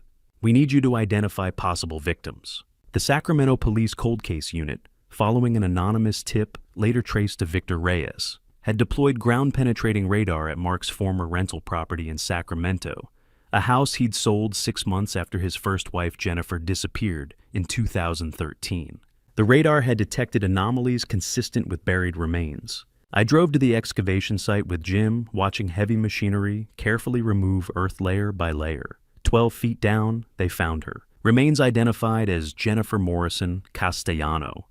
The lead detective told me his voice flat with professional detachment that didn't quite mask his disgust. Reported missing October 2013. Your son-in-law's first wife. She was an elementary school teacher, 43 years old. Buried wrapped in plastic 12 feet down. 12 feet down, wrapped in plastic. Mark's first wife had been buried like construction debris beneath the property he sold 6 months after her disappearance. Jennifer Morrison Castellano had been missing for 12 years. Police had investigated her disappearance as a potential runaway. She'd been depressed. Friends said, struggling with health issues. Mark had played the devastated husband perfectly, even hiring private investigators to search for her. All while she was buried in his backyard. Dr. Okafor conducted the bone analysis personally. When she called with results, her voice carried the weight of someone who'd seen too many bodies and not enough justice. Bone marrow analysis shows elevated arsenic consistent with chronic poisoning. Same pattern as Elena. He's been doing this for at least 12 years, Maxwell. Jennifer wasn't his first victim. She was his first successful murder. I sat in my truck at the excavation site, watching them photograph Jennifer's skeletal remains, and tried to process the scope. Mark hadn't started with Elena. He'd practiced, refined his method, learned from Jennifer's murder how to better hide the next one. Rachel Morrison, 58 years old. Jennifer's younger sister and a middle school principal had spent 12 years quietly investigating her sister's disappearance, enduring accusations of paranoia while knowing Mark had killed her. She called me within hours of the remains being identified. I knew. Her voice broke 12 years of carrying that knowledge finally validated. God help me, I knew Mark killed her. Jennifer was sick for months before she disappeared. Hair loss, joint, pain, nausea, just like your daughter. But the police said she ran away, said her depression explained everything. No one believed me. Rachel Morrison wept on the phone, 12 years of knowing her sister was murdered, and 12 years of being called paranoid finally validated. Too late. Always too late. I believed you, I said quietly. I believe you now. Will you testify? Yes. God, yes. Whatever it takes to make sure he never walks free. 3 victims, Jennifer in 2013, David in 2015, Elena in 2025, 12 years of systematic family annihilation, each murder funding Mark's lifestyle until he was ready to kill again. And I'd been next. But the worst discovery came 3 days later at the FBI office in San Francisco. The FBI Digital Forensics Unit specialized in recovering data from damaged devices. When Jim requested they review evidence from David's 2015 crash, I didn't understand why. The case had been closed a decade ago. What could they possibly find? Phone was in the evidence locker from the 2015 crash, the FBI tech said, holding a corroded, water-damaged device in gloved hands. Water damaged, but we recovered the drive. Judge Robertson, there's a voice memo. Recorded 10 minutes before impact. My heart stopped. 10 minutes before the crash that killed my son, he'd recorded a voice memo on his phone. The tech played it, and David's voice, young, urgent, alive, filled the small evidence room. Okay, this is probably nothing, but I'm documenting it just in case. David sounded nervous, uncertain. Mark was at the house yesterday while Elena and Maxwell were at the vineyard. I came back early and found him in Dad's study, photographing the family trust documents. He said he was just checking some figures for Elena, but something feels wrong about him. The way he looked when I caught him. Like I'd interrupted something criminal. I couldn't breathe, couldn't move, just listen to my son's voice after 10 years of silence. I'm going to show Dad the photos I took tonight. Warn Elena too. She trusts Mark completely, but I think he's planning something with the estate. If anything happens to me, God, I sound paranoid. Nothing will happen, but if something does, don't trust Mark. Don't let him near the family finances. There's something wrong with. The memo cut off. Then came the sound of tires screeching, David's gasp, the sickening crunch of metal, a scream. My son's scream, then terrible final silence. Play it again, I said. Maxwell, we don't need to. Jim started. Play it again. That's my son testifying from the grave. How many times had I replayed David's accident in my mind, wondering if I could have prevented it. And all along, he died trying to save us. They played it 3 times. Each time I heard David's warning more clearly. Each time the crash sounds hit harder. My son had discovered Mark's scheme, had photographed evidence, had been racing to show me to warn Elena to stop what was coming. And Mark had cut his brake line, murdered him.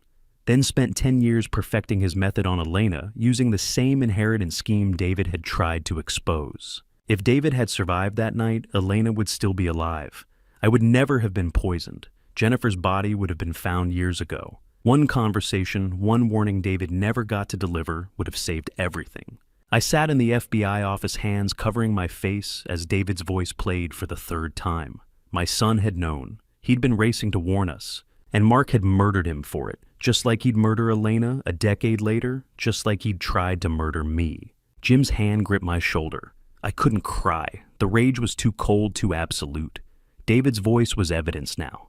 The best kind truth from beyond the grave. As David's voice faded into crash sounds for the 3rd time, Jim's phone buzzed. He glanced at the screen and his face went white. Maxwell Mark just posted bail. Federal judge in San Francisco overruled Maria's no bail request. He's out. The room tilted. Out. A serial killer with 3 confirmed murders and a flight attempt, and some judge had released him. And according to courthouse security, Jim's voice was tight. He never went home. His GPS monitor shows him driving north on Highway 29. Highway 29, north, toward Napa Valley, toward the Robertson Vineyard, toward my home. I drove to the Robertson estate knowing Mark would be there. Jim had called to warn me away, but I didn't listen. Tomorrow, Diana's article would publish. Tomorrow, Maria would file charges. But tonight, I needed to see Mark's face when he realized everything was gone. I found Mark kneeling in the mud near Catherine's oak tree, feeding photographs into a fire, my daughter's wedding, my son's graduation, Catherine's funeral. Gasoline cans lined the path to the estate office. He looked up when my headlights swept across him, and I saw the face of a man who'd already lost everything, but didn't know how to stop destroying. Maxwell. His voice was flat dead. Come to watch the show. I got out of the truck slowly, my 72-year-old body aching from days without sleep. The fire cast orange light across Mark's mud-streaked face, across the photographs, curling black in the flames. Elena's wedding photo, her white dress bright against the vineyard sunset, curled and blackened, her smile disappearing into ash. Mark had killed her, and now he was erasing proof she'd ever smiled. They found Jennifer's body this morning, I said quietly. 12 feet deep at your Sacramento property. Dr. Okafor says arsenic same as Elena. Mark fed another photograph to the flames. David's college graduation, his arm around my shoulders, both of us grinning. And we recovered David's phone from the crash. I took a step closer. He recorded a voice memo, 10 minutes before you murdered him. Talks about catching you photographing the family trust documents. Says he was coming to warn me and Elena. Mark's hands stopped. The photograph of David fluttered into the fire untouched. That's what this is about. I gestured at the gasoline cans, the burning photos, the documents scattered around him. You think you can erase the evidence by burning family memories? He stood, and I saw the rage that had been building for years, through Sunday dinners and birthday parties and family Christmases, finally breaking free. You have no idea what it's like. His voice rose cracking. Marrying into wealth. Being tolerated like hired help at my own dinner table. The poor son-in-law. Mark from the wrong side of Napa. His hands clenched into fists. I made this vineyard profitable. I saved this estate from bankruptcy. I earned this place. By poisoning my daughter for 2 years, she refused to sell. Mark's voice rose to a roar that echoed across the vineyard rows. The market was perfect. $15 million for the property. But Elena wanted to keep making wine like it was 1950. She was in the way. So was David. So was Jennifer. So was I. David was going to ruin everything. Mark kicked over a gasoline can, fuel spilling across the mud. Found the trust documents, started asking questions. Would have told you, told Elena. I couldn't let that happen. So you cut his brake line. It was supposed to look like an accident. It did look like an accident. 10 years, Maxwell. 10 years, nobody questioned it. Mark's laugh was jagged, broken. Then Elena started getting suspicious, started reviewing the books, found discrepancies. So I gave her tea, every afternoon, just a quarter teaspoon of powder, so gradual, so gentle. How long had this rage festered inside him, through Sunday dinners, birthday parties, family Christmases while he smiled and planned our deaths. And me, the pills Dr. Ashford prescribed. You were stubborn. Mark's face twisted. Wouldn't sign the conservatorship. Wouldn't die on schedule. 6 months I watched you take those pills every morning waiting for symptoms. But you're like Catherine too. Goddamn tough to die when convenient. He picked up another gasoline can, unscrewed the cap. It was supposed to be mine. All of it. The vineyard, the estate, the Robertson name. I worked for it. I earned it. They didn't deserve it. Mark started pouring gasoline toward the estate office liquid, glugging from the can fumes thick in the night air. David didn't deserve to live. Elena didn't deserve her own family home. They were born into it. Mark's voice was rising to a scream. You were born into it. Catherine inherited it. None of you worked for it. None of you earned it. Do you know what it's like being the charity case who married up, being tolerated, being patronized? He struck a match, so you killed them. I took what I deserved. The match fell toward the gasoline trail. I lunged. 72 years old, exhausted, heartbroken, but I was faster. I hit Mark like I'd once tackled players in college football, before law school, before the bench, back when I was just Maxwell Robertson from a farm family who'd earned every acre through work. We crashed into the mud, the match extinguishing gasoline, soaking into earth instead of igniting. Mark fought like a cornered animal, screaming, clawing, but I had rage on my side. Rage for Elena, dying slowly over 2 years. Rage for David, killed at 30 trying to save us. Rage for Jennifer, buried 12 feet deep like trash. My hands found his throat. Not worth it, Maxwell. Jim Brennan's voice. Jim's hands pulling me off, strong and sure. I hadn't heard him arrive, hadn't seen his truck. But he was there, phone in hand, recording light, blinking red. Got every word recorded, Jim said.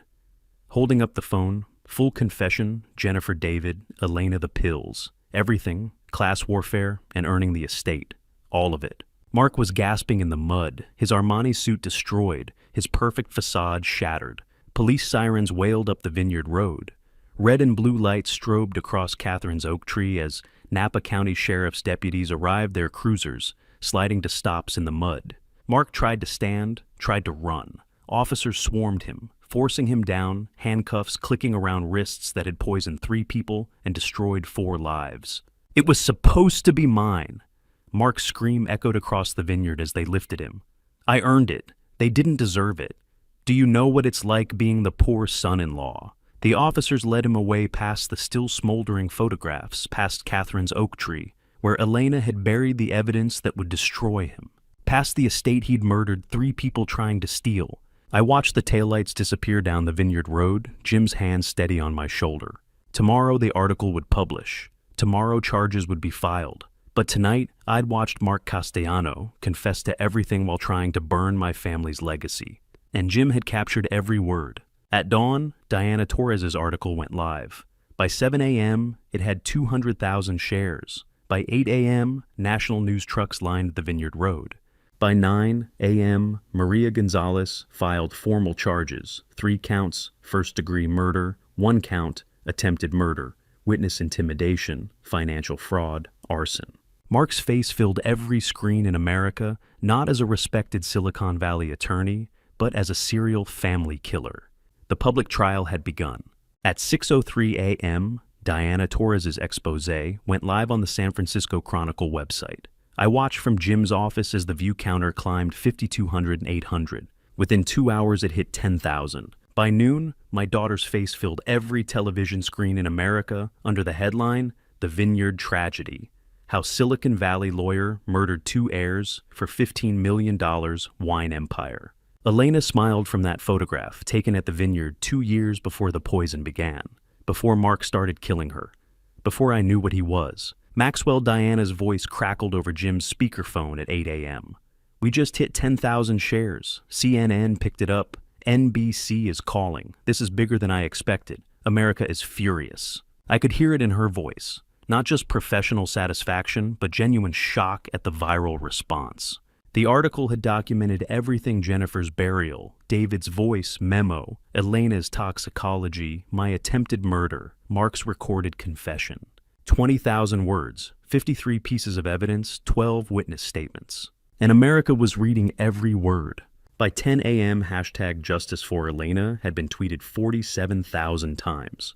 My daughter's face smiling at her vineyard was being shared by strangers who'd never met her, but understood she'd been murdered. Jim refreshed the news feeds on 3 monitors. Mark's prestigious Silicon Valley law firm issued a statement at 9:15 a.m. defending him as a valued partner, presumed innocent. By 11:30 a.m., they'd deleted it. By noon, they'd issued a new statement distancing themselves from his alleged crimes. "They're cutting him loose," Jim said, scrolling through the firm's revised press release. "The evidence is too overwhelming. They can't defend this and keep their reputation." I watched Mark's professional facade crumble in real time. The respected attorney, the grieving widower, the concerned son-in-law, all of it disintegrating under the weight of documented murder. At 9 a.m., exactly, Maria Gonzalez held a press conference. "Today we've filed charges against Mark Castellano for 3 counts of first-degree murder spanning 12 years. Her voice was steady, prosecutorial, designed for cameras. Jennifer Morrison Castellano in 2013, David Maxwell Robertson in 2015, Elena Robertson Castellano in 2025. Additionally, 1 count of attempted murder against retired Superior Court Judge Maxwell Robertson, plus charges of financial fraud, witness intimidation, and arson. The evidence package behind her on the table was over 500 pages thick. 12 sworn witness statements, forensic reports, financial records, security footage, David's voice memo, Jim's recording of Mark's confession. "The evidence is overwhelming," Maria continued. "Forensic financial testimonial and recorded confession. We are confident in securing conviction on all counts." I watched Mark's arrest on 3 different news channels simultaneously. Each one showed him in handcuffs at 4:40 p.m., being led from his law office, face impassive, the same man who'd smiled at me over breakfast while feeding me poison. He had no comment for the media. His lawyers flanked him expensive suits and grim expressions, already earning their retainer fees. "They arrested him at his office," I said to Jim. "He wasn't running. He actually thought he could lawyer his way out of this." Jim's expression was troubled. He still might. Money buys the best defense. The bail hearing convened at 11 p.m. that night, an emergency session that ran past midnight. I sat in the gallery beside Jim, exhausted from 18 hours of watching my family's tragedy become national news. Gerald Hastings stood before the judge, polished and confident despite the hour. "Your Honor, Mr. Castellano has deep community ties, a successful legal practice spanning 15 years, and no prior criminal record. The ankle monitor ensures compliance. Bail is appropriate." Maria countered immediately. "Your Honor, we found $800,000 in cash and a fake Canadian passport in Mr. Castellano's office safe. This man is a demonstrated flight risk who attempted to flee to Dubai last week. He should be held without bail." The judge, exhausted at midnight, weighing flight risk against constitutional rights, set bail at $5 million with GPS ankle monitoring. How much justice could money buy? $5 million for temporary freedom. The best lawyers for endless delays. Could wealth actually outrun 3 murders? Gerald had the money ready. At 2 a.m., Mark Castellano walked out of Napa County Jail wearing an ankle monitor, a free man until trial. I stood in the courthouse gallery watching him sign release papers, watching the ankle monitor technician fit the device around his leg, watching him buy temporary freedom with money stolen from the family he'd destroyed. He paused beside me in the hallway as officers escorted him out. His voice was a venomous whisper only I could hear. "You think you've won?" His eyes were cold, calculating. "I have the best lawyers money can buy. I'll tie you up in court for years. Motions, appeals, continuances.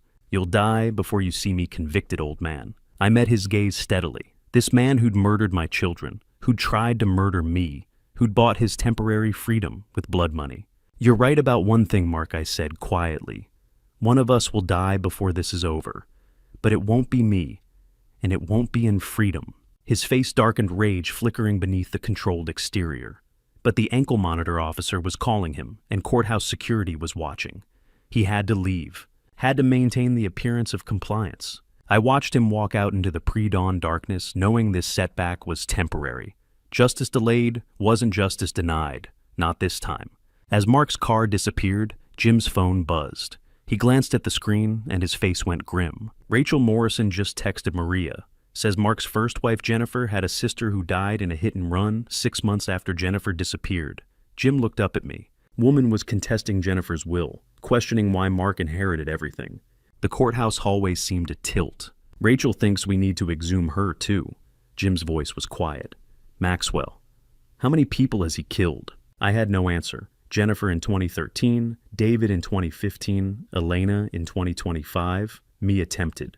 And now possibly Jennifer's sister killed for questioning an inheritance. 5 victims. Maybe more we hadn't discovered yet. Mark Castellano had been killing for 12 years, systematically eliminating anyone who threatened his carefully constructed wealth. And now he was free walking the streets with an ankle monitor and $5 million in bail, threatening to tie us up in court until I died of old age. But he'd made a mistake. He'd left evidence. He'd created witnesses. He'd confessed on camera. And I had time. Not as much as I wanted, but enough. Enough to see justice done. The call came at 6 a.m. Mark had cut his ankle monitor. The private ankle monitoring contractor, required by law to alert authorities within minutes of signal loss, tracked Mark's GPS to the vineyard before the device was destroyed. Jim's voice was grim on the phone. GPS history shows his last location. The vineyard. He's going back to destroy what he couldn't steal. I was in my truck before Jim finished the sentence, racing north on Highway 29 as dawn broke over the valley. Mark had posted $5 million. Bale had the best lawyers money could buy, had every resource to flee the country with his fake passport and hidden cash. Instead, he'd gone back to the vineyard. Maxwell, don't go there alone. Jim's voice was urgent through my truck's speakers. If he's desperate enough to cut the monitor, he's desperate enough for anything. I'm 10 minutes behind you, but I couldn't wait. Couldn't let Mark destroy what was left of my family's legacy while I drove cautiously and called for backup. Smoke rose from the estate office as I pulled into the vineyard drive. Not the massive plume of a building fire, controlled smoke, deliberate burning. Mark was systematically destroying records. I found him in the courtyard near Catherine's oak tree, feeding documents into a metal barrel he'd turned into an incinerator.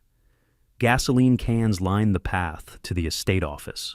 Family photographs curled and blackened in the flames. Catherine's journals, Elena's baby pictures, David's school records, 40 years of family history disappearing into ash. He looked up when he heard my truck, and I saw a man who'd crossed beyond reason into pure destructive rage. Come to watch. His voice was hoarse from smoke. Came to see me erase the precious Robertson legacy. Smoke rose from the estate office where Catherine's journals had been stored for 40 years. Mark was burning my wife's handwriting, my children's baby photos, the records of 5 generations. You can't have it, so you're destroying it, I said, getting out of the truck slowly, like a child breaking a toy. You have no idea what it's like. His voice rose, breaking. Growing up with nothing, eating ramen while my classmates vacationed in Europe, working 3 jobs through law school while they partied on trust funds. I earned my place at that table, Maxwell. I earned it with blood and sweat and scholarships. So, you married Elena for her money. I married Elena because she was my ticket. His confession came in torrents, now years of resentment flooding out. Beautiful, kind, trusting Elena, who saw the poor scholarship student and thought he needed love. She was my way into this world. Then she and David stood in my way. I listened to Mark justify murdering my children because he'd grown up poor, as if scholarships and hard work entitled him to kill, as if Elena's life was a prize he'd earned. David found the trust documents, I said quietly, was going to warn us. David was going to ruin everything. Mark's hands clenched into fists. Everything I'd built, everything I'd clawed my way toward. So I cut his brake line, made it look like an accident. And it worked, Maxwell. 10 years nobody questioned it. 10 years I refined my method. On Elena. Elena refused to sell. Refused to liquidate. Wanted to keep making wine like it was some noble calling. Mark's laugh was jagged. She had $15 million in property, and she wanted to keep stomping grapes. She was in the way, so I gave her tea. Every afternoon, just a little poison. So gentle she never suspected her loving husband was killing her. You murdered my children because you felt entitled to their inheritance. I took a step closer. That's not class warfare, Mark. That's just murder. He grabbed a gasoline can, unscrewed the cap. They didn't deserve it. His voice was a scream now. Born into wealth, never struggled, never fought for anything. I deserved this place more than they ever did. I earned it. He started pouring gasoline toward the main house. Jim's truck appeared on the vineyard road, but Mark was already striking a match. I didn't think, didn't plan, just lunged. 72 years old, exhausted from days without sleep, but I hit Mark before the match touched gasoline. We crashed into the mud, the match extinguishing. I heard Jim's shout, heard police sirens in the distance, but all I could see was Mark's face, the man who'd murdered my children, who tried to murder me, who was now trying to burn their memories. My hands found his throat for the second time. Jim pulled me off. Again. Phone already recording, capturing Mark's gasped confession about scholarships and entitlement and earning the right to kill the wealthy. Police swarmed the courtyard. Mark was arrested for bail-jumping arson assault. Jim showed them the video, Mark's third recorded confession this time, with full context about class warfare and resentment and viewing murder as justified redistribution. Mark wasn't unique. Somewhere another spouse was plotting. Another family was being bled dry. Another killer was weaponizing class resentment into murder. But tonight we'd stopped one of them. The emergency bail hearing convened at 2 p.m. Judge Helen Morrison, the same judge who dismissed Mark's competency petition against me, presided with ice in her voice. Your Honor, the defendant violated bail within hours. Maria Gonzalez stood before the bench with Jim's video evidence, fled to the victim's property, committed arson, assaulted a 72-year-old man, confessed on camera again to multiple murders with class resentment as justification. He is incapable of complying with any release conditions. Gerald Hastings tried, argued temporary insanity, mental break, trauma response. But the video of Mark's coherent ideological justification for murder undermined every word. Mr. Castellano, Judge Morrison's voice cut through the courtroom, you are remanded to custody without bail until trial. Clearly no amount of money can ensure public safety or your appearance. Mark was screaming as bailiffs restrained him. It was supposed to be mine. I earned it. They didn't deserve it. The courtroom doors closed on his rage. I sat back in the gallery, Jim beside me, watching Mark's final public breakdown. No bail this time. No walking out at 2 a.m. with an ankle monitor and whispered threats. Mark Castellano would sit in a cell until his trial. And when that trial came, we had everything, 3 confessions on. Recording forensic evidence, 12 witnesses, and his own words screaming his guilt. The chase was over. Now came justice. As Mark's screams faded down the courthouse hallway, Maria pulled me aside, her expression serious. Maxwell, we need to talk about trial strategy. Her voice was quiet, professional. Mark's confession is powerful, but his lawyers will claim mental break, temporary insanity, class trauma. We have 6 months to build an airtight case. She met my eyes. Are you ready to testify about your own poisoning? About finding Elena's body? About listening to David's voice memo? I answered Maria's question the only way I could. Yes, I'll testify. About all of it. The 3 months between Mark's final arrest and trial felt both endless and insufficient. Maria Gonzalez transformed her conference room into a war room crime scene, photos, toxicology reports. Financial records, witness statements covering every wall. 3 months to build a case against a man who'd spent 12 years killing my family. Maxwell, your testimony is the heart of this case. Maria stood before her evidence wall, gesturing at Elena's photo. You humanize Elena and David. The jury needs to see them through your eyes, not just as victims, but as your children. I met all the witnesses during preparation. Victor Reyes nervous practicing his confession. I know what I did was wrong. Mark paid me $50,000. I cut the brake line. I knew David would die. Sam Whitmore consumed with guilt, describing how Mark convinced him the powder was vitamins. Dr. Ashford ashamed, admitting he'd destroyed evidence to save his career. Rachel Morrison determined after 12 years of knowing her sister was murdered. Maria conducted mock cross-examinations, preparing them for Gerald Hastings' attacks. She was relentless, exposing weaknesses, forcing them to face their complicity until their testimony was unshakable. The night before trial, I drove to the cemetery alone. I stood at Elena's grave, then David's, the February cold seeping through my coat. Tomorrow I would testify about finding Elena's funeral, reading her letter, watching her husband poison me on video. I promised her justice. Tomorrow I'd deliver. Elena, David, tomorrow I testify. Tomorrow the world hears what he did to you. I touched Elena's headstone, then David's. I promise you justice. Finally. The trial began with a media circus. National news trucks lined the courthouse. The 12 jurors, ranging from a retired school teacher to a vineyard worker to a tech executive, sat in stunned silence as Maria delivered opening statements. The evidence will show that Mark Castellano is a serial killer. Maria's voice was steady, prosecutorial precision, honed over 73 homicide trials. Over 12 years, he systematically murdered 3 people for financial gain. Jennifer Morrison Castellano, in 2013, poisoned with arsenic, buried in his backyard. David Maxwell Robertson, in 2015, brake line cut, murdered to silence his discovery of trust document theft. Elena Robertson Castellano, in 2025, poisoned with arsenic over 2 years, while her husband smiled at family dinners. And finally, attempted murder of retired Superior Court Judge Maxwell Robertson, the same poison, the same method, the same calculating patience. Gerald Hastings countered with reasonable doubt, suggesting the prosecution's case relied on circumstantial evidence and witnesses with their own criminal motives. But on day 3, I took the stand. Maria handed me Elena's letter. The same letter I'd found in the rain under Catherine's oak tree wax seal, broken my daughter's final words. "Judge Robertson, would you please read this letter to the jury?" My voice was steady.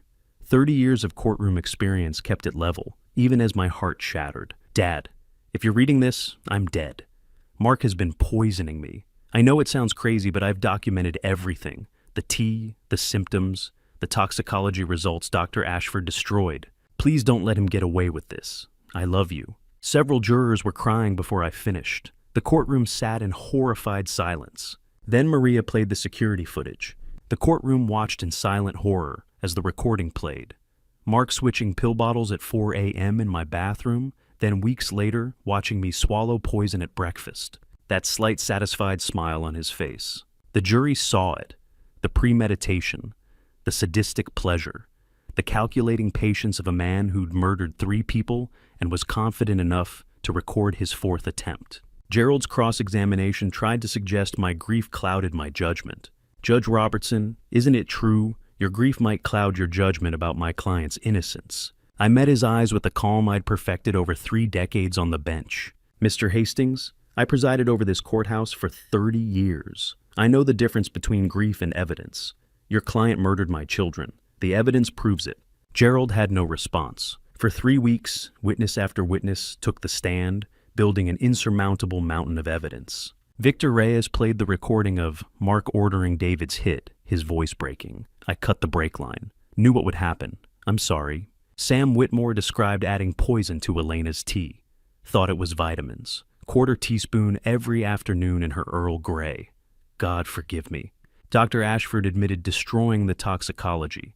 He blackmailed me, found out about prescription irregularities, threatened my career. So, I deleted the test showing 18.7 parts per million arsenic. Dr. Okafor presented forensic proof, 27.8 parts per million arsenic in hair, liver, kidney tissue, absolutely fatal. Elena Robertson Castellano was systematically poisoned over minimum 24 months.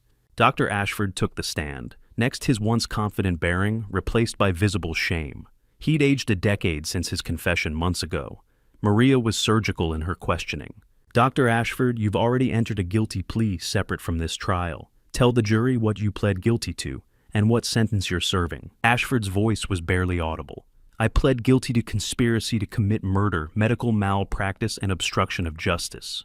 I surrendered my medical license to the California Medical Board. It was permanently revoked in October. In exchange for my testimony against Mark Castellano, the DA reduced my sentence to 5 years at San Quentin State Prison. I'm eligible for parole after 3 years. I begin serving immediately after this trial concludes. You destroyed toxicology results showing Elena Robertson was being poisoned for $200,000. Yes, Ashford's tears were genuine, his voice breaking. I received the arsenic test results 18 months before Elena died. 18.7 parts per million, well into lethal range. I called her privately to discuss the findings. That same night, Mark Castellano contacted me. He had evidence of my prescription irregularities, minor violations, but enough to destroy my career. He offered $200,000 to delete the test results and tell Elena everything was normal. And you accepted. I accepted. I chose my career and my retirement over her life. Ashford looked directly at me for the first time, his face ravaged. "Judge Robertson, no sentence will ever be enough. Your daughter trusted me for 23 years. I delivered her as a baby, and I let her die to protect myself. I have to live with that forever, but I can at least make sure her murderer never walks free." Rachel Morrison spoke of 12 years suspecting. Always knew Mark killed Jennifer. couldn't prove it. No body, no evidence, until now. How do you defend a man when his own victims testify from beyond the grave, when their voices captured moments before murder condemn him? And then the FBI played David's voice memo. My son's voice filled the courtroom, young, uncertain, alive. Okay, this is probably nothing, but I'm documenting it. Mark was photographing the family trust documents. Something feels wrong about him. Going to show Dad tonight and warn Elena too. If anything happens, God, I sound paranoid. Nothing will happen. But if something does, don't trust Mark. Then the crash, the screaming, the silence. The jury sat frozen. More than half had tears streaming down their faces now. One woman covered her mouth, her shoulders shaking. The foreman stared at the table, unable to look up. Even the bailiff in the corner wiped his eyes. I watched Mark at the defense table. His face had gone pale, his carefully maintained composure finally cracking as he heard David's voice, the son-in-law he'd murdered, condemning him from 10 years in the grave. Maria let the silence stretch. Let the jury absorb what they had heard. A young man racing to save his family, recording evidence in case something happened, then dying in the crash Mark had orchestrated. After 3 weeks of prosecution testimony, Maria stood. Your Honor, the prosecution rests. The evidence mountain was complete. Confessions, forensics recordings, 12 witnesses. 3 murders documented across 12 years. Attempted murder captured on video. Mark Castellano's guilt proven beyond any reasonable doubt. Gerald Hastings stood to begin the defense case. Your Honor, the defense calls Dr. Lawrence Hartman. Dr. Lawrence Hartman, 61 years old, Harvard-trained forensic psychiatrist who'd testified in 43 high-profile murder trials, took the stand. Mark Castellano would plead not guilty by reason of insanity, childhood trauma, class warfare psychosis, diminished capacity. The battle wasn't over. It was entering a new phase. Gerald Hastings spent 3 days trying to talk his client out of it. Dr. Hartman's insanity testimony had been weak but defensible. Mark Castellano taking the stand would be suicide. But Mark insisted. Week 4 of trial, against his attorney's advice, Mark Castellano demanded to testify. He believed he could make them understand. He was catastrophically wrong. I sat in the gallery next to Jim as Mark was sworn in. His hand didn't tremble on the Bible. Gerald led him through a carefully scripted direct examination about his difficult childhood, his years working at the vineyard, his love for Elena. Mark performed well, voice, steady eyes meeting the jury. He painted himself as a victim of circumstance, a working-class man trapped by generational wealth and family expectations. Several jurors nodded sympathetically. Then Maria Gonzalez stood for cross-examination. She moved like a surgeon approaching an operating table. No wasted motion, no unnecessary words. She set a small device on the podium and pressed play. Mark's voice filled the courtroom, the recording from Jim's investigation. They were in my way. The vineyard was supposed to be mine. I worked for it. I earned it. Maria let the silence stretch. Voice analysis shows 99.8% match Mr. Castellano. Is this you? Mark's jaw tightened. Out of context. I was upset. I didn't mean... Maria clicked a remote. The courtroom screens lit with security footage, Mark and Maxwell Robertson's bathroom at 4:17 a.m., carefully switching pill bottles. Another angle showed Maxwell at breakfast taking the poison vitamins, while Mark watched from the doorway, a small, satisfied smile on his face. Did you switch Judge Robertson's medication with arsenic-laced pills? Mark's face flushed. That's not what it looks like. Maria placed an evidence bag on the witness rail. Fake Canadian passport and the name Michael Collins. $800,000 cash found in your office safe. Both discovered the day you were arrested. Were you planning to flee the country, Mr. Castellano? Gerald objected. Judge Morrison overruled. Mark's composure began cracking. I needed options. The family was trying to take everything I built. Everything you built. Maria's voice cut like steel. You married into the Robertson family in 2013. What exactly did you build? I managed the vineyard. I increased profits. I made that estate worth $15 million by murdering the people who owned it. Gerald shot to his feet. Objection, argumentative. Sustained. Rephrase, Ms. Gonzalez. Maria moved closer to the witness stand. Mr. Castellano, let me ask directly. Did you cut David Robertson's brake line in October 2015? Mark's scream echoed through the courtroom.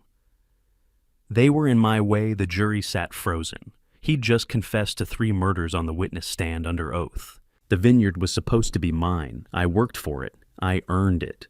David found the documents about Jennifer. Elena wouldn't sell. They didn't deserve it. They were handed everything while Judge Morrison's gavel cracked like gunfire. Order, Mr. Castellano, you are confessing to murder under oath. Do you understand what you are saying? Mark's face contorted with rage and something darker, an entitled fury that had simmered for 12 years. I understand perfectly. I killed Jennifer because she wanted to leave and take half my money. I killed David because he was going to expose me. I killed Elena because she refused to sell the vineyard that I built into what it became. And I tried to kill him, Mark pointed at me, because he wouldn't stop investigating. The courtroom erupted. Reporters scrambled for the doors. Gerald Hastings sat frozen at the defense table, his case obliterated by his own client. Jim's hand found my shoulder as I sat perfectly still, unable to process what I'd just witnessed. Mark had confessed, under oath, in open court, to everything. Judge Morrison ordered a recess. Court officers surrounded Mark, who continued screaming about class warfare and earned wealth as they escorted him out.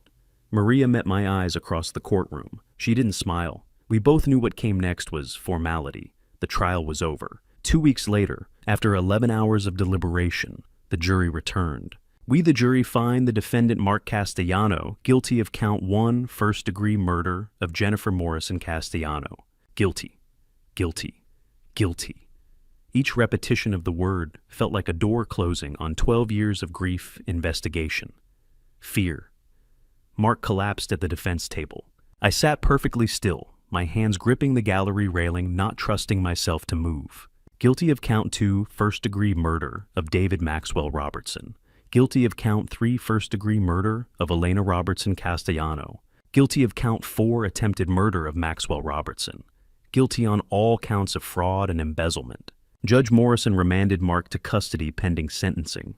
The courtroom remained silent except for quiet crying from Rachel Morrison in the row behind me. Gerald Hastings could offer no comfort. His client had destroyed himself on the witness stand. Sentencing came 2 weeks later. Rachel spoke for Jennifer, describing 12 years of wondering if her sister's death was really suicide. Jim spoke for David, reading from the voice memo David had recorded moments before Mark's hired killer cut his brake line. I spoke for Elena. My daughter died. Slowly I read from prepared remarks, my voice steady despite the tears on my face. Poisoned daily for 2 years by the man she loved and trusted. She suffered headaches, nausea, organ failure. She thought she had cancer. She never knew her husband was killing her for money. My son died trying to warn us. Mark didn't just take their lives. He stole their trust, their safety, their futures. He took my children and left me with nothing but the truth they died trying to reveal. How do you measure justice?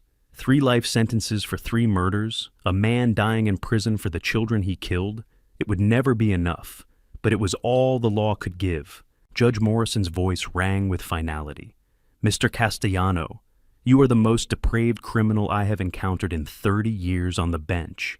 The level of planning manipulation and callous disregard for human life is extraordinary. Count 1 murder of Jennifer Morrison. Castellano, life without parole. Count 2, murder of David Maxwell.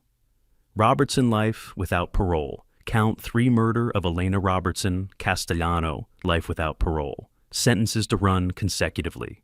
You will spend the rest of your natural life in prison. You will die there. Officers removed the defendant. Mark's screams echoed through the courtroom. It was mine. I earned it. You don't understand. But the doors were already closing. I sat in the gallery, Jim's hand on my shoulder, silent tears streaming down my face. 3 consecutive life sentences. Mark Castellano would never breathe free air again. Justice at last had been served. As Mark's screams faded down the courthouse corridor, Maria handed me an envelope. From the DA's Victim Services.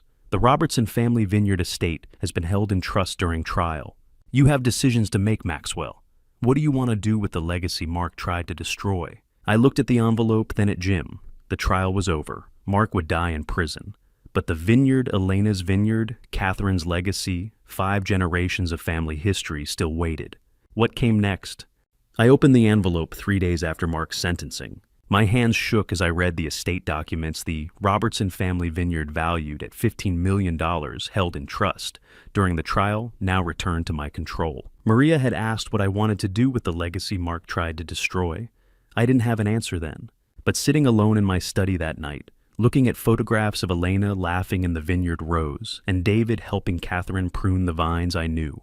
6 months after the trial ended, the Robertson vineyard looked almost like itself again. The fire-damaged outbuildings Mark had torched were rebuilt.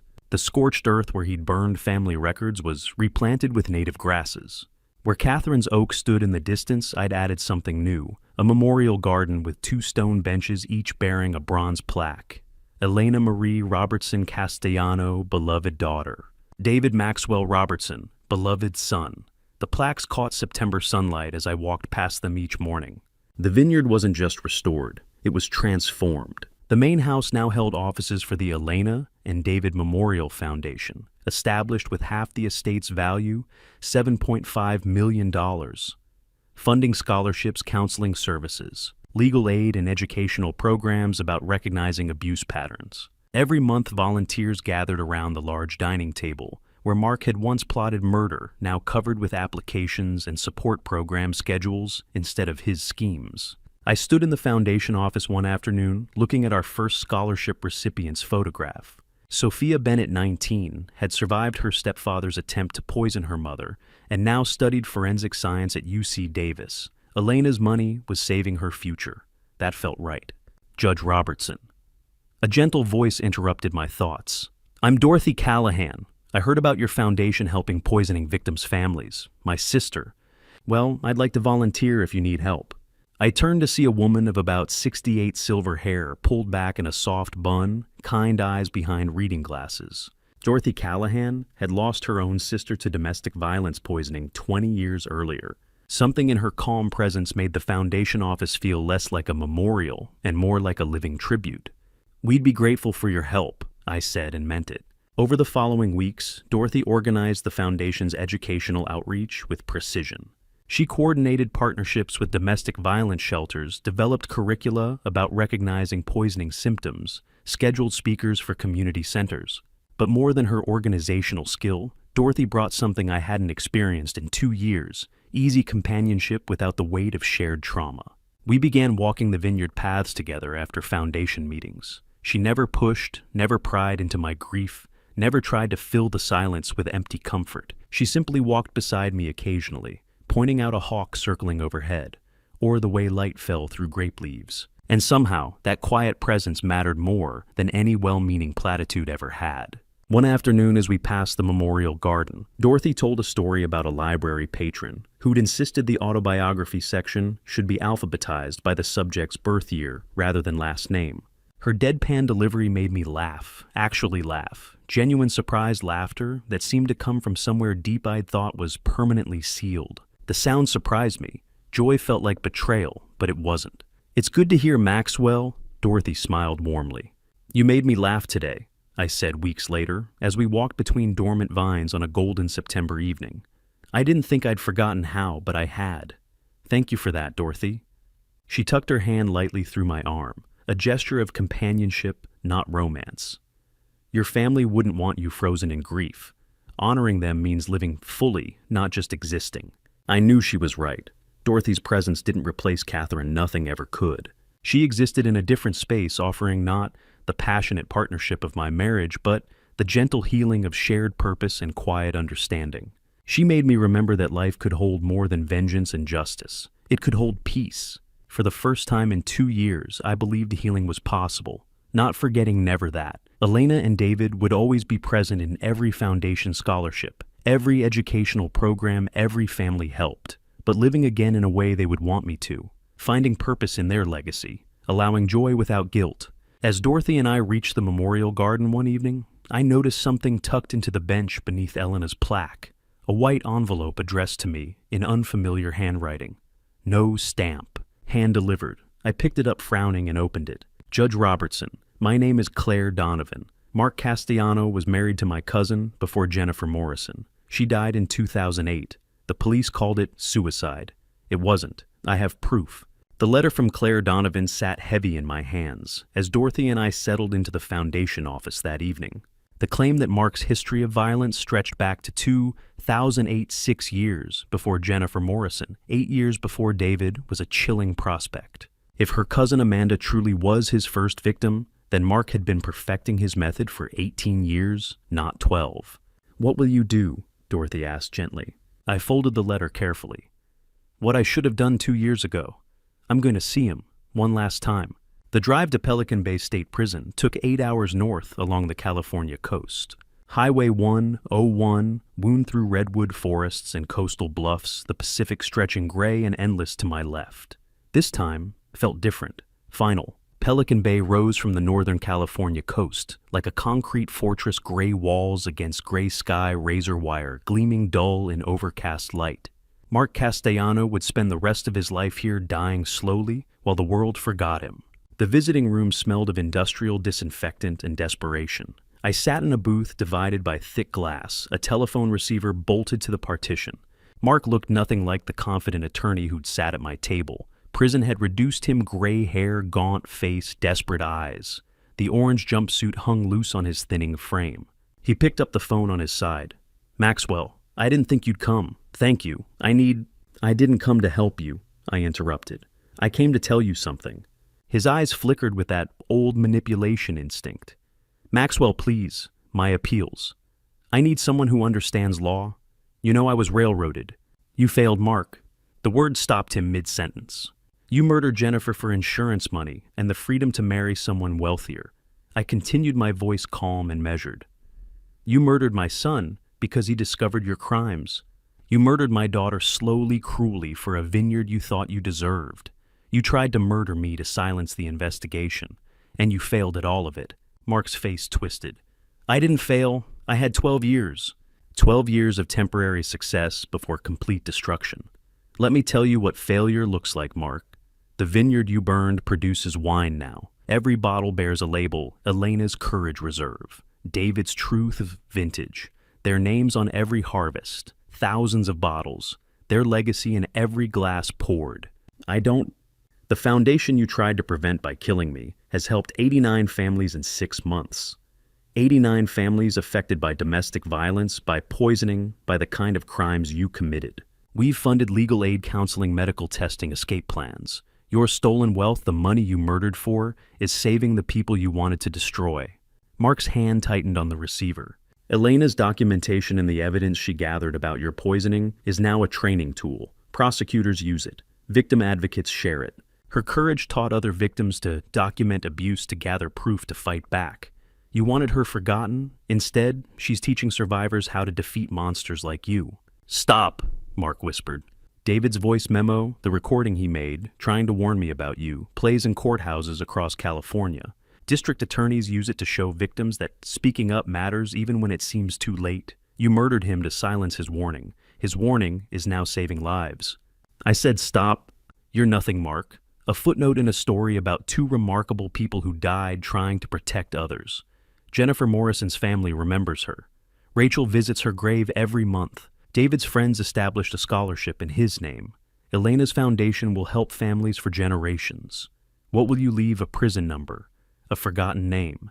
You'll die in this cell and be buried in a prison cemetery under a marker with a number, not a name. Meanwhile, they live forever. Every scholarship, every harvest, every family saved. That's your failure." Mark's face crumpled. Through the glass, I watched him age another decade in seconds. "Please," he whispered. "Maxwell, don't go. I didn't mean..." But I was already standing.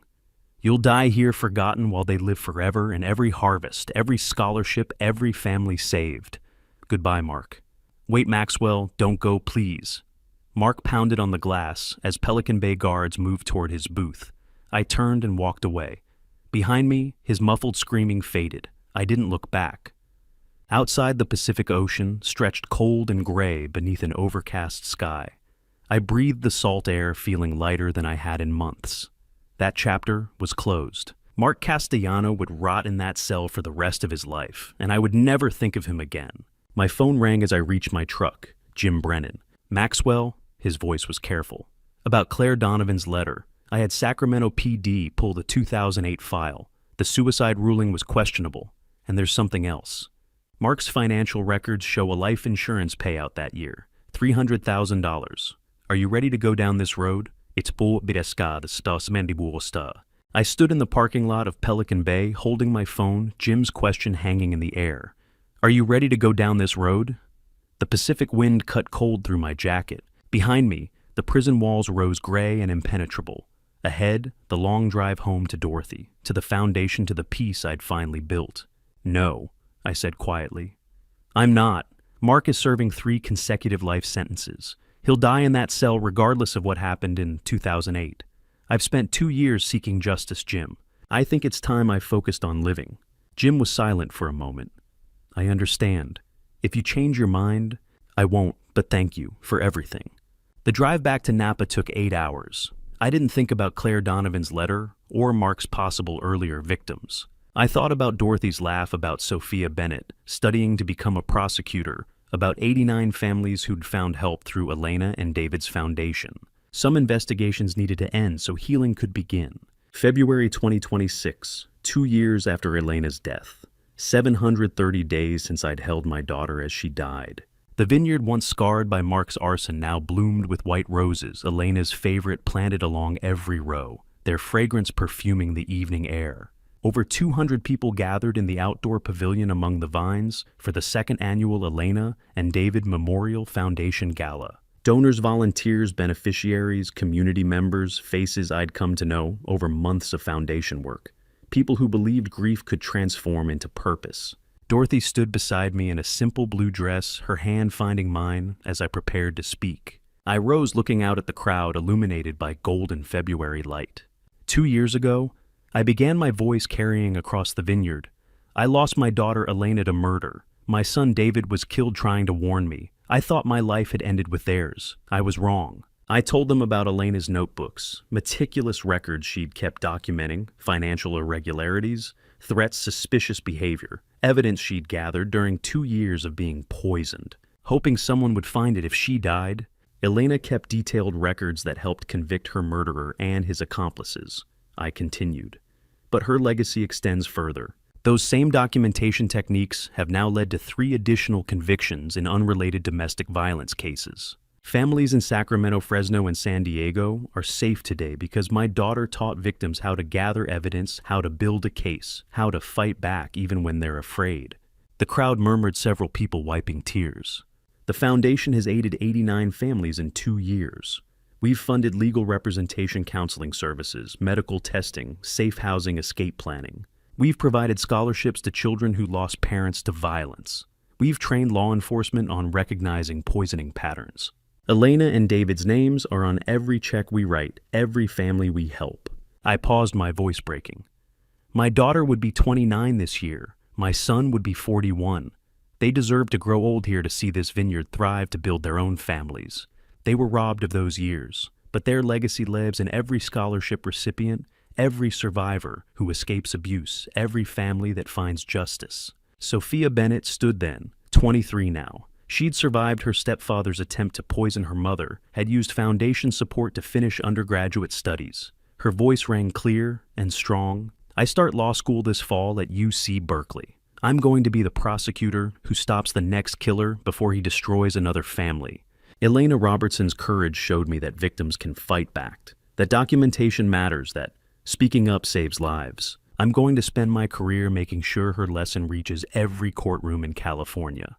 The pavilion erupted in applause. Dorothy squeezed my hand, tears streaming down her face. Then Rachel Morrison stood, Jennifer's sister, 58 years old, a middle school principal who'd spent 12 years refusing to believe her sister committed suicide. My sister Jennifer was hidden for 12 years, buried 12 feet beneath the ground, at Mark's Sacramento property, wrapped in plastic, erased like she never existed. Rachel's voice didn't waver, despite the tears streaming down her face. The police called it suicide.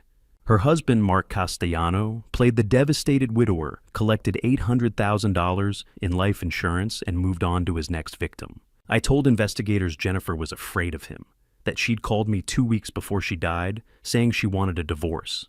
They said there was no evidence of foul play, called me paranoid, bitter, unable to accept the truth. Her eyes swept the crowd, but I knew Jennifer didn't kill herself. I knew Mark Castellano murdered her, and I waited. 12 years I waited, collecting what evidence I could, hoping someone would finally listen. Then Maxwell Robertson lost his daughter to the same monster, and unlike the police who dismissed me, Maxwell refused to stop digging. Rachel's voice grew stronger. He found Jennifer. He gave my family closure after 12 years of wondering. He proved I wasn't crazy, proved my sister didn't abandon us. Proved that justice delayed is not justice denied, not when people like Judge Robertson refuse to give up. She looked directly at me.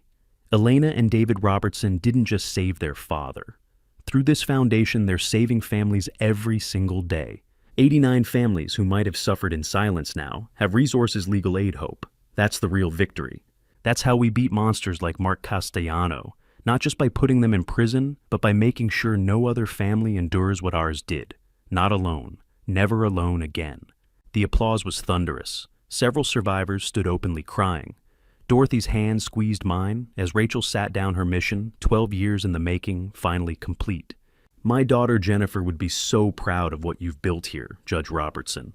Rachel added quietly. You've turned our worst nightmare into hope for others. Thank you for never giving up. For any of us. I looked across the Crowd Foundation beneficiaries who'd found safety volunteers, who'd found purpose donors, who'd found meaning in supporting something larger than themselves. The weight of grief hadn't disappeared. It had transformed into communal hope-shared mission legacy that would outlive us all. As sunset painted the valley in shades of orange and purple, guests began departing. Dorothy and I walked the hillside rows as twilight deepened our footsteps quiet on the soil. I used to think legacy was land and titles, I said, looking out over the valley. 5 generations of Robertsons working this vineyard. Now, I know it's the lives we touch. Elena and David live in every family we help, every victim who finds courage to fight back. Dorothy and I walked past the memorial garden as twilight deepened the bronze plaques catching the last rays of sunset. Then we continued toward the far edge of the property. There against the darkening sky, Catherine's oak stood ancient, enduring its massive trunk, silhouetted like a sentinel. The hawk carving was still visible after 40 years, wings spread in eternal protection. White roses now climbed the rough bark, Elena's favorite flowers, reclaiming the space where truth had been buried, and lies had tried to burn it all away. This is where it all started, isn't it? Dorothy asked softly, touching the trunk with gentle reverence. This is where I dug up the lockbox 2 years ago, where Elena left proof of her murder for me to find. I looked up at the hawk carving Catherine's hands preserved in wood. This is also where Mark tried to burn our family history 6 months ago. Tried to erase everything, photographs, documents, memories, tried to turn our legacy to ash.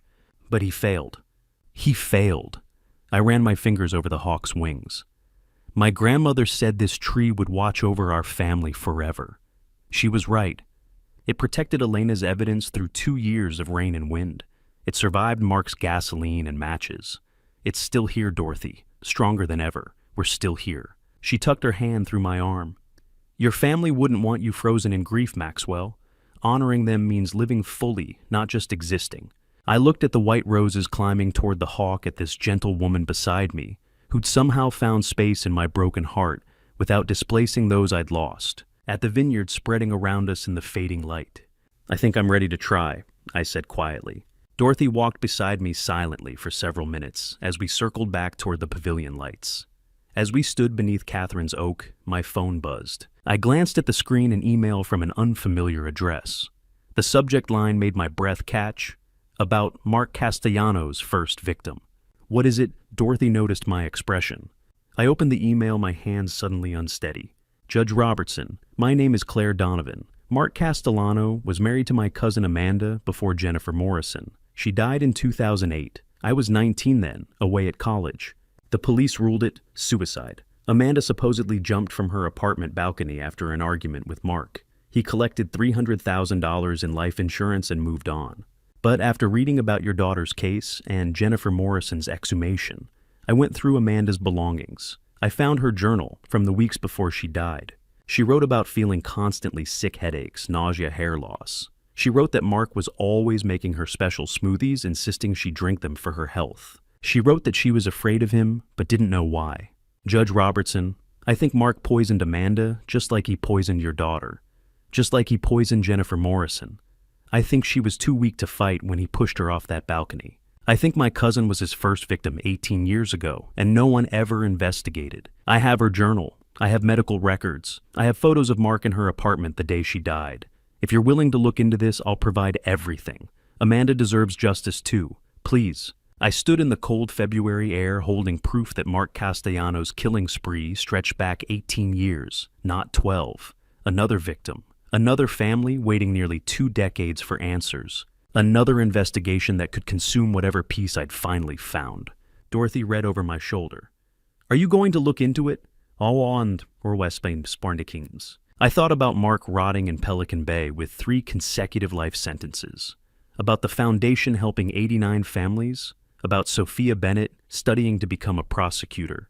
About Elena and David's legacy growing stronger every day.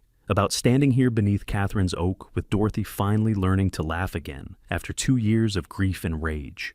No, I said quietly my decision, surprising even myself. Mark is serving 3 life sentences without parole. He'll die in that cell regardless of what happened in 2008. Adding another murder charge won't change his fate. And I've spent 2 years seeking justice, Dorothy. I think it's time I focused on living. Dorothy studied my face carefully. But what about Claire Donovan? What about Amanda's family? I replied to the email.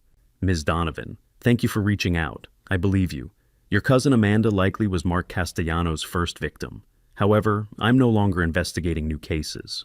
Mark is already serving 3 consecutive life sentences and will never leave prison. If you want justice for Amanda, I recommend contacting Jim Brennan. His contact information is public through the Foundation website.